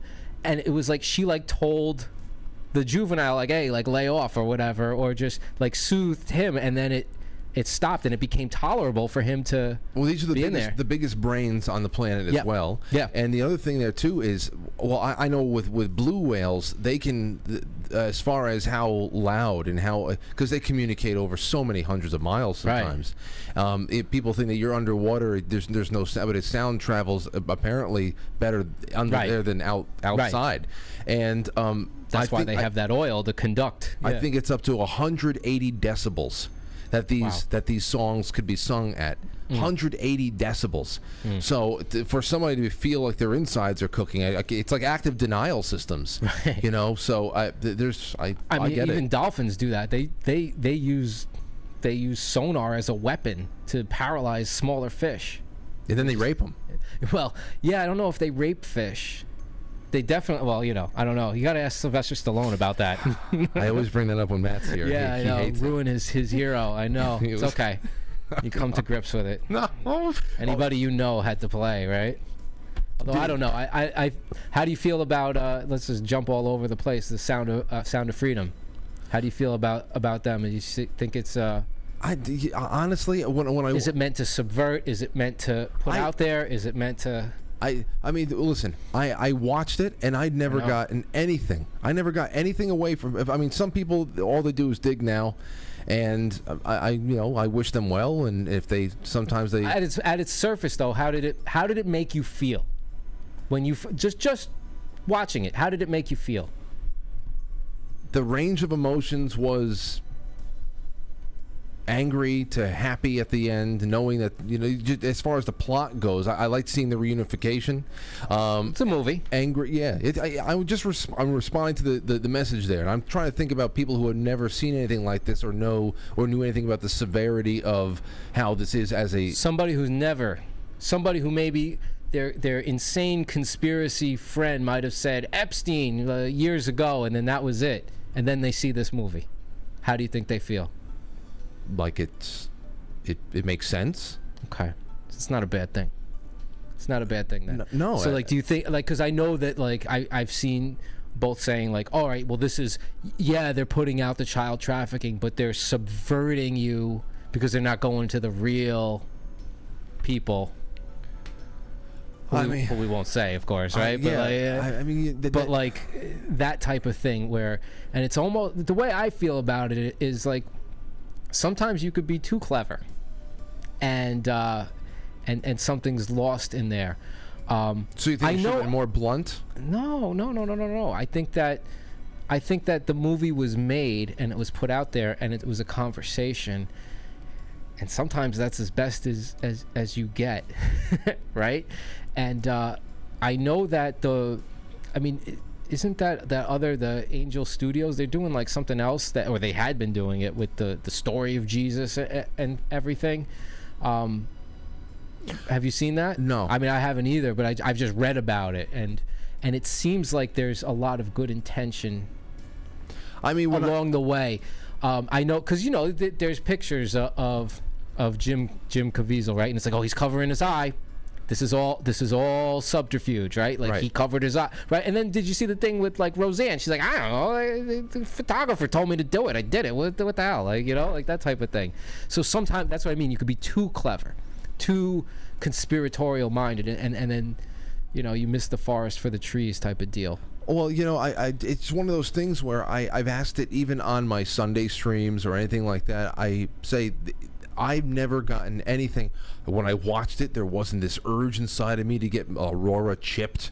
You know, there wasn't anything. Oh no, I mean, come on, nobody that's of that much. That's so everyone knows that's satanic. Right. So I'm just like, when I was looking at that, I said to myself, okay, great movie. It very tastefully done for the material that they're talking about. They don't exploit anything. They don't try to gore you out. You understand how severe the thing is. You understand that there's abuse going on. Right. And I think that for that kind of subject matter, they did it very well. But my main question is, okay, so here we are. You can put out any movie you want, and the movie itself is not going to change a damn thing. It will inspire. I mean, I said I'm no John Rambo. I'm not going to be getting onto a speedboat and going into a river in Colombia looking for, you know, that's not my. So what does everybody do with this? That's my main question. What do you do with this?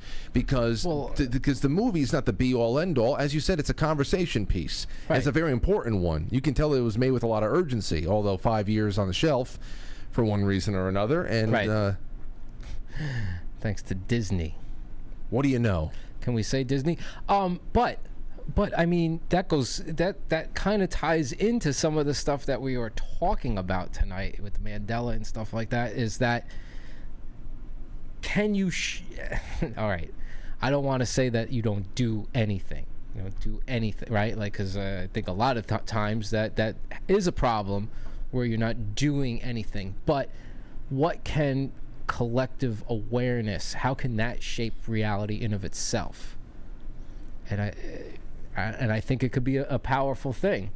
I certainly feel that it was a very powerful thing that we saw how the media just completely railroaded any type of momentum that we were going to have for America to be who it just seemed like we were supposed to be, or at least, you know, maybe it was never meant to be, or maybe that was just a step. Because we talk about that again, we're jumping around, but I think there's a thread that's going through it, the whales and the salary, but the timelines to the global reset thread. And that was so interesting for people that aren't familiar with it, and I don't know what's left of it, but it was in 2014 that came out. And it basically said is like, all right, there's two main timelines coalescing, and it's America. And this was not an American that put this out there. America, because for better or worse, we are the heartbeat and the pulse of driving force here of humanity, right? And two main timelines, Hillary Clinton 2016, Jeb Bush 2016. Both of them were not resulted in this really catastrophic level of things. And then it was going to be, well, there's a wild card, right? So this was 2014. Remember, everyone was trying to figure out who could possibly be this wild card. People were throwing out Andrew Basiago out there because it's like, how is this? Right. But like, this was before any wild, and then the wildest of wild cards came onto the scene, right? Like it was. And then it was like, wow, you know, Trump. And then certain things happened. And then even then within that thread, it mentioned that, well, the wild card scenario, trust me, we averted some serious issues. If you had either one of those dynastic families in charge, it would have resulted in just a level of degeneracy. But even then, the wild card scenario itself was subverted because of the collective mind and the absolute shit show that the media turned things into. So the power of the subconscious to project and manifest reality is something. So in that sense, I think that the Sound of Freedom deal is is okay. I mean, do I think they made that specifically so you look one way and not the other? And we all know, we can't talk about it, but we all know, so most of us know, right, that those that cannot be criticized or said or whatever, and what certain levels, the depths that goes to. But the main thing is that, you know, the children being harmed, right? Mm-hmm. That's the deal. Like, that's the nobody. I mean, I saw that how they're making fun of, these boomers are crying at the theater, and they're like having like getting together. It's like, but it's like, no, that's not at all. That's actually quite an outstanding thing. Watching all the headlines, and it continues. I mean, obviously now all of the summer, their most waited for summer blockbusters are out now, so they can talk about Barbie now. They can talk about Oppenheimer, and of course Napoleon's coming soon. But you know, the first 3-4 weeks that Sound of Freedom was out, you read those headlines and you read the mockery and you read the poo-pooing and the minimizing of the whole thing. It is the same very strange reaction that Anthony Weiner had with Patrick Bet-David the other day. You know, the screeching for what reason? Right. For what reason? Yeah. Who cares how small Angel Studios is? Who cares? I mean, and they even went into it was a Christian movie with a small budget, and then they would go into certain people that Mira Sorvino, who doesn't come out and say whether or not she's Christian. Like, who cares? Like, they have to hit all the boxes. Right. I saw how just really despicable all the people it's been nuts. You know, that have tried to give a negative review, the Rolling Stone and whatever.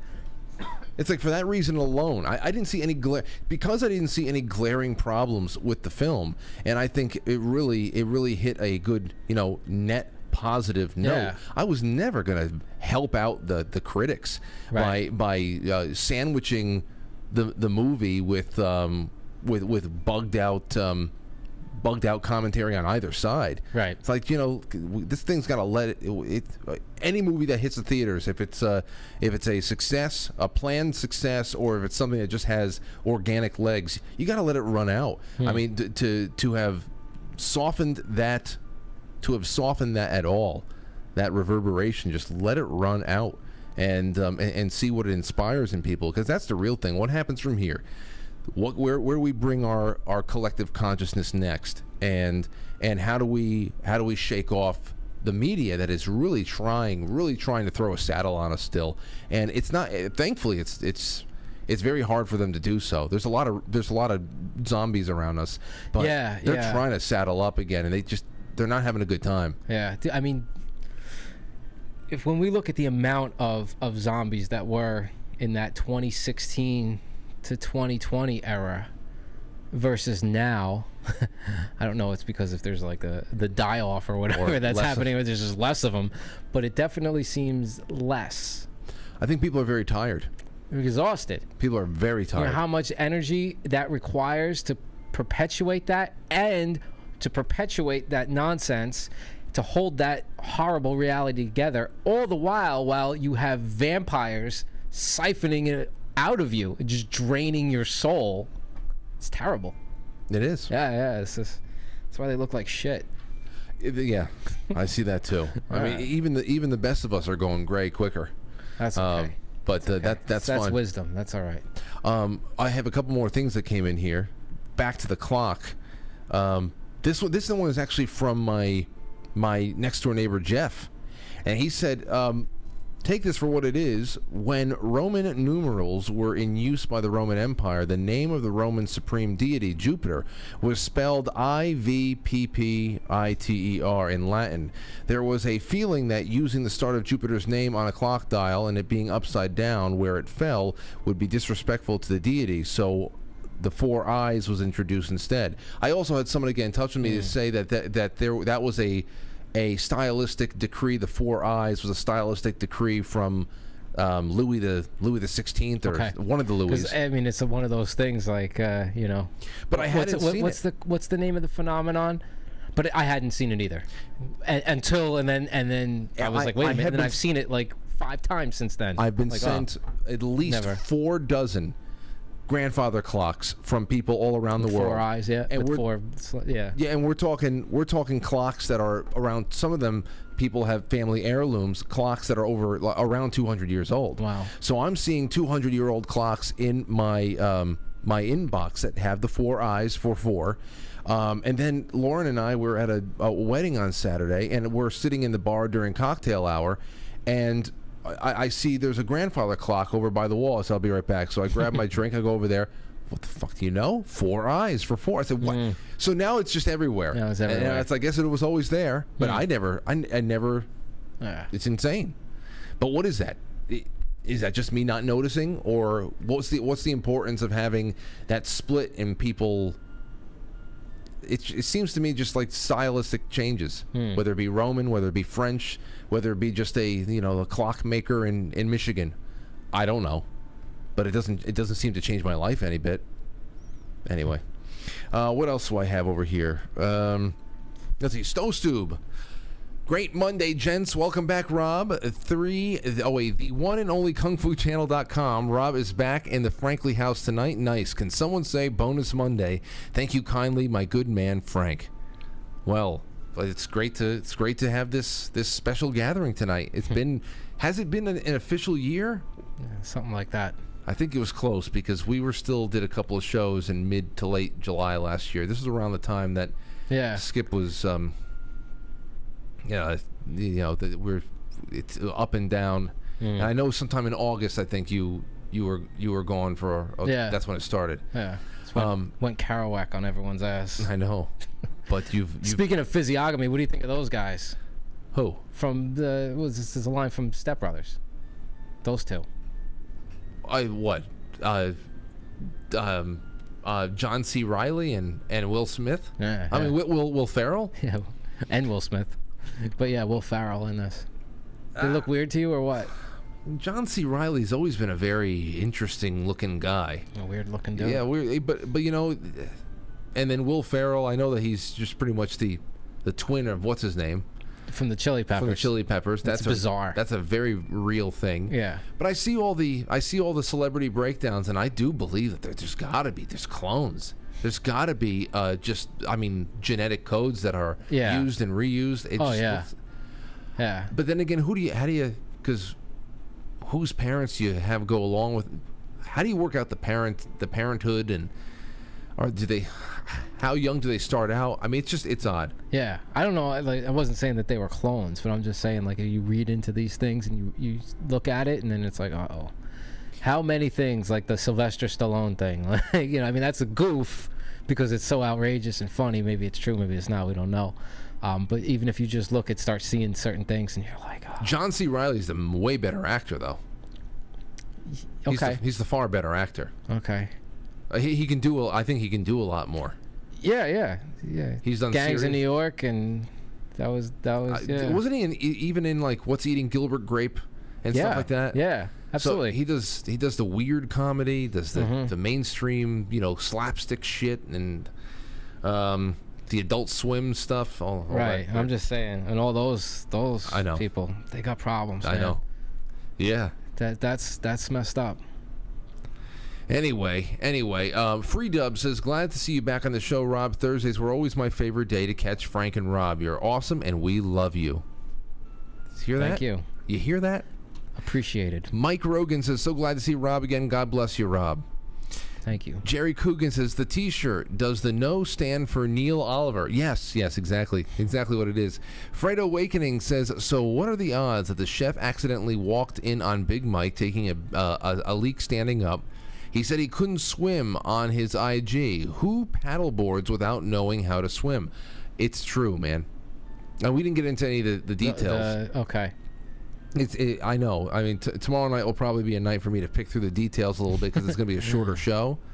But it's true. People are already calling it a new Chappaquiddick situation. Just makes you wonder what happened. Carly Tebbs says, what if they don't want us in or observing the ocean because some of the UFOs are really coming out of the inner earth via ocean portals? Have you ever heard paranormal discussions about the marine kingdom? I have, but you know what? Why all of a sudden now? It's not like we are becoming any more drawn to the ocean like we have.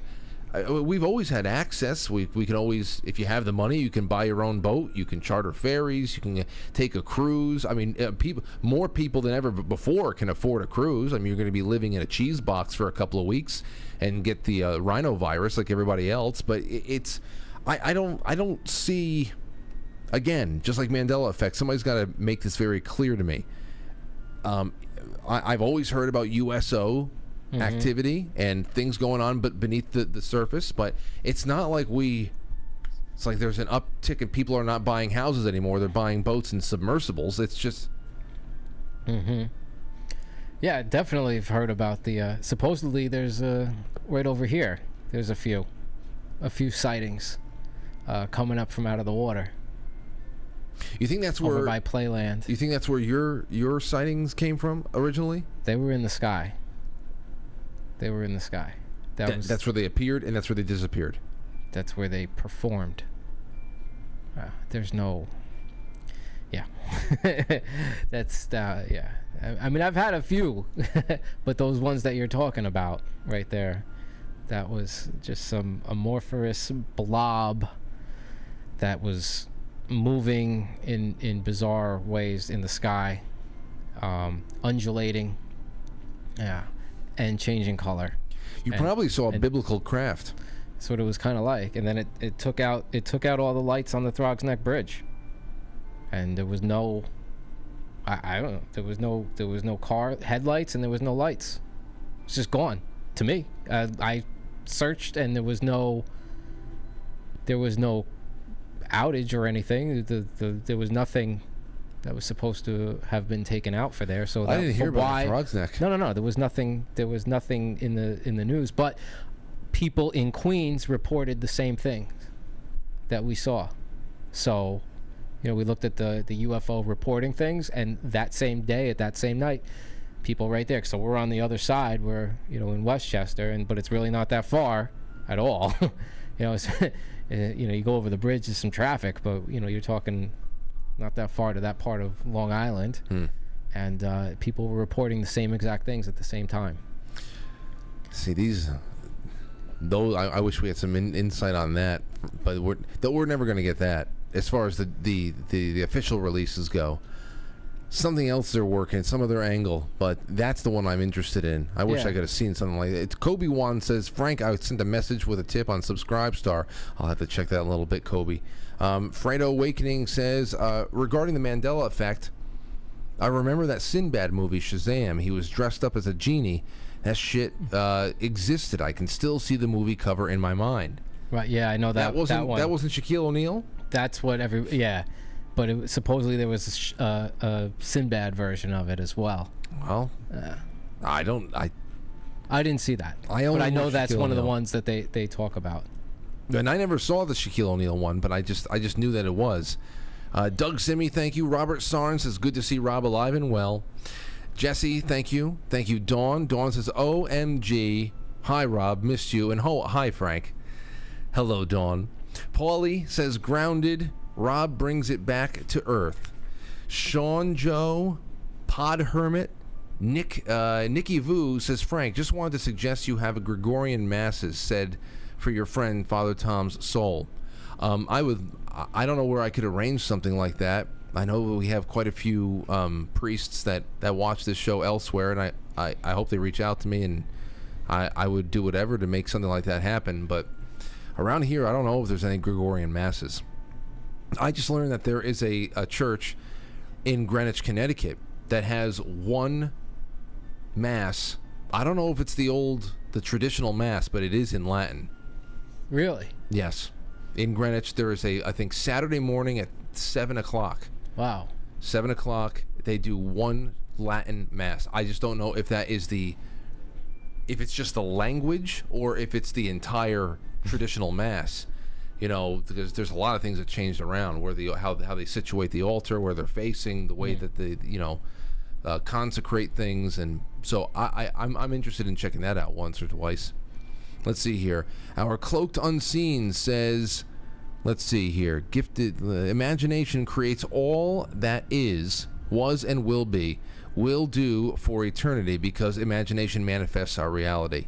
And Winston Dave says, "Hi, Rob. So good to see you again. I hope to see more of you. You've been missed." Thank you. Agreed. It's been good to have you back tonight. There's a lot of things that changed around. Shut up.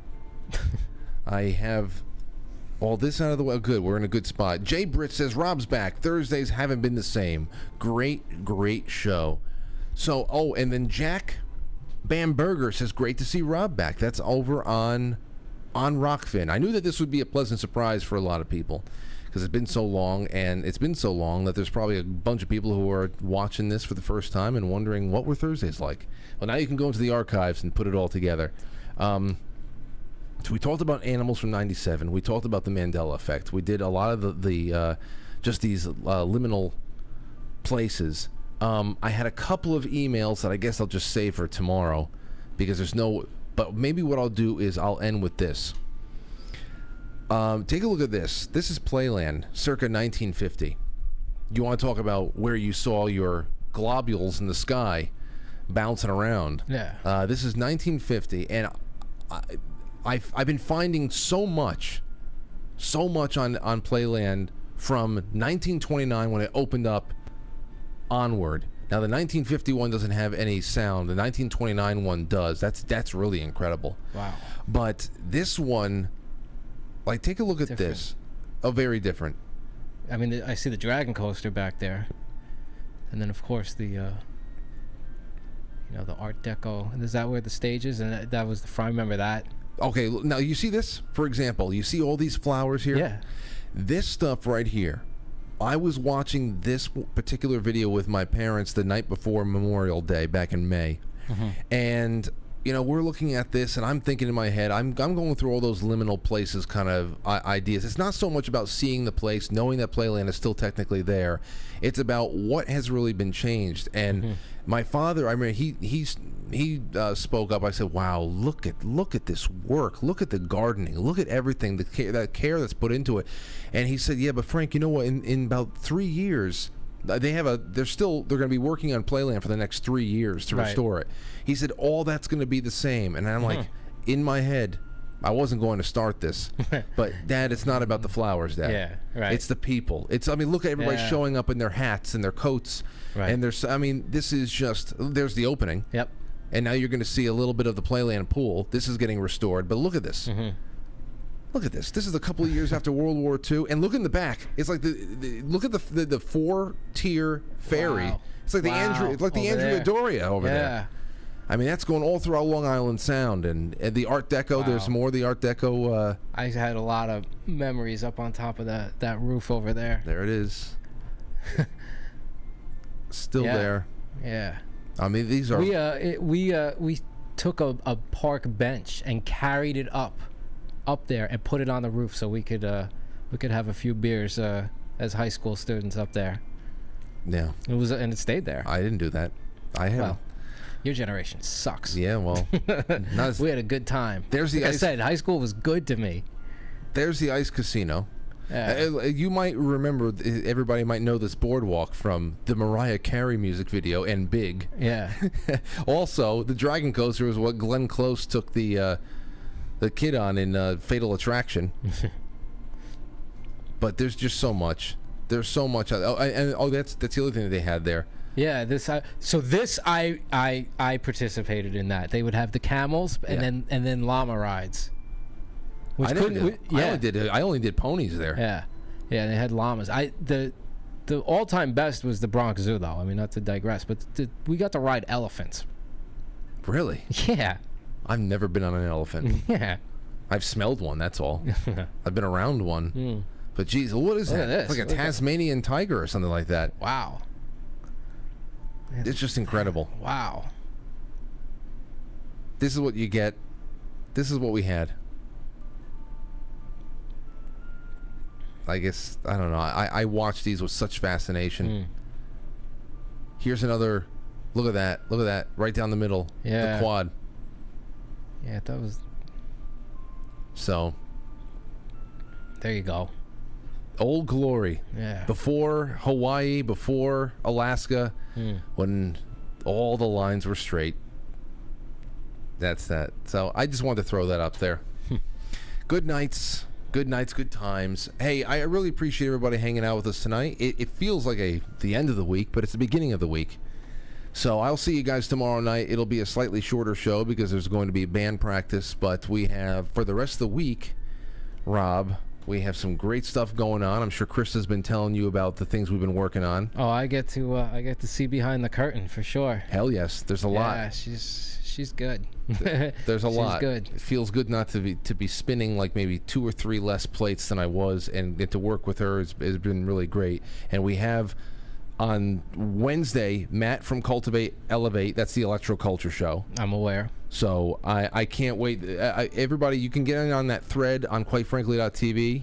If you have any kind of questions or comments about electroculture, there's also going to be a pathway to talking about some of the technologies that were rolled out there in the 1893 World's Fair, which is a wonderful prerequisite for a book club that starts next week in August. Next week, starting Wednesdays in August, we're going to be reading The Devil in the White City. So if you haven't signed up as a monthly sponsor and or gotten your book yet, do it. You don't want to miss out on this one. And then Thursday, Lori Williams, professional remote viewer with military experience. So damn. Yeah. What else? What else are we going to do? That's all. Okay. Well, Rob, before we go, let everybody know. Man, we were on a roll. We didn't even talk about your website, but you're on the affiliates page. Tell everybody about kungfuchannel.com before we go, please. kungfuchannel.com. That's my website. I do a Qigong class, breathing exercise. Good stuff. Very healthy. I do it via Zoom live Wednesday nights at 6 p.m. and Saturday mornings 10 Eastern. But I also record both classes. So if you would like to participate, but you can't make it live, you get the recording. And so I'm doing just as a donation based. So anybody who wants to try it, you could go on my website and then contact. Although there's been some issue there, so my email is kungfuchannelcontact@gmail.com. And if you want to try the class, just send me an email and I'll send it to you. Send it to you for a month, so you get, it's twice a week, and then you could try it and see what you think. And if you want to donate, I'll let you know. I have PayPal, and then I have Buy Me a Coffee. I just got this. I heard about that. You don't have one? No, I don't. I don't know, but I have a lot of friends who do. They were a pain in the ass, but I don't want to. But they I guess they thought I was trying to run a scam. I had to correspond with them. They were very responsive, and I was like, look, I'm doing a class over Zoom. I don't know. I don't have social media. I'm this is really who I am. I sent them the thing. I was like, take the class here. I don't know. And I guess they thought I was trying to run some type of scam. Really? Yeah, but then they finally approved my Buy Me a Coffee. So if you'd like to buy me a coffee, just go there. That's Kung Fu Channel. It's like I don't know, you have to set up a whole thing. Of course I did the bare minimum because I hate technology and social media. So if you go to Kung Fu Channel on there's a picture of a tiger. I don't even have a picture of myself. Tigers are way cooler, That's it. So look at the tiger. Give me a coffee. That's cool. But anyway, kungfuchannelcontact@gmail.com. If you want to try the class, just hit me up, and then I'll send it to you. And then whatever you'd like to do. Any amount is appreciated, and you don't have to pay anything. You could just take the class and you go from there. That's where we are at things. Do something for yourself. It's good for you. Do something different. It's very good. It's good for you to develop awareness of the body, the mind, and the heart. We've been speaking about that these days as well. So people who I sent out an email to hopefully mostly everybody that has at least tried it. If I missed you, because I'm terrible with technology. No slight intended. And then, like I used to say in the beginning, well, that's above my pay grade. That's above my pay grade. So, but now, it's like anything. The more you get used to, especially that format over the Zoom. So we're putting out a little bit better, a little bit more things that have progressed, just from a technical standpoint, but even just from the material itself. It's going to be archived soon? Well, a library of... I mean, the only way for me to archive it right now is on the cloud for Zoom. Mm-hmm. So I I do it for like 2 weeks. So if you take the class, you'll get like it stays there for 2 weeks. So you could take any one you want whenever, and then there. But as far as like the history of all these things, it's here and it's gone. Yeah. Well, that's why you got to be in it. Yeah. Just be in it. Got to be in it to win it. Be current, be present, and everything else. It's a life education. Trust me. So the link is in the affiliates page on quitefrankly.tv. You know what? Before we go, Zoso, you there? Can you imagine? How are you doing, Frank? I'm doing well. Listen, before we go, I know that there's going to be a little something special going on quitefrankly.tv tonight. Tell everybody what you're doing on quitefrankly.tv as soon as we get off here. You got it. Go ahead. Oh, well, folks, I am visiting Abe Sinclair over at the Bunker, just in a hidden location in Kansas City. And I am going to be the host of Mystery Movie Monday tonight. I have selected 2 favorites, especially for the Quite Frankly audience. Are you going to be taking calls? Are you going to be interacting with the audience? Is this going to be an all-night thing? It's just going to be a couple back-to-back, one new and one old jewel of a movie. Two beauties selected specifically for your audience's tastes. Great. Well, I hope maybe you can take some calls on Gilded or something like that and have a good time, especially if you're going to be in Abe's studio over there. I'd love for you to just take the reins a little bit and have some fun with the live viewing audience. So everybody get over on quitefrankly.tv. We could probably do that. Try some. Try it out. You're in the right place at the right time. You might as well. Have fun tonight, Zoso, and thank you for filling in. You betcha. All right. Have a great night. Quitefrankly.tv. It's right after this ends. If you're already there, you don't have to go anywhere, but you can hop on over and the live fun continues. One last one here on Rumble. Live Free or Die 1776 says, so glad to see Rob again. Love your points of view, Rob. Missed you. So, thank you. Until the next time, everybody have fun in your cozy liminal spaces, and we will be back to follow up tomorrow night at 7 o'clock. Rob, have a good one. Jesus Christ 2024. I'm with you. Nighty-night. I'll catch you on the flip side.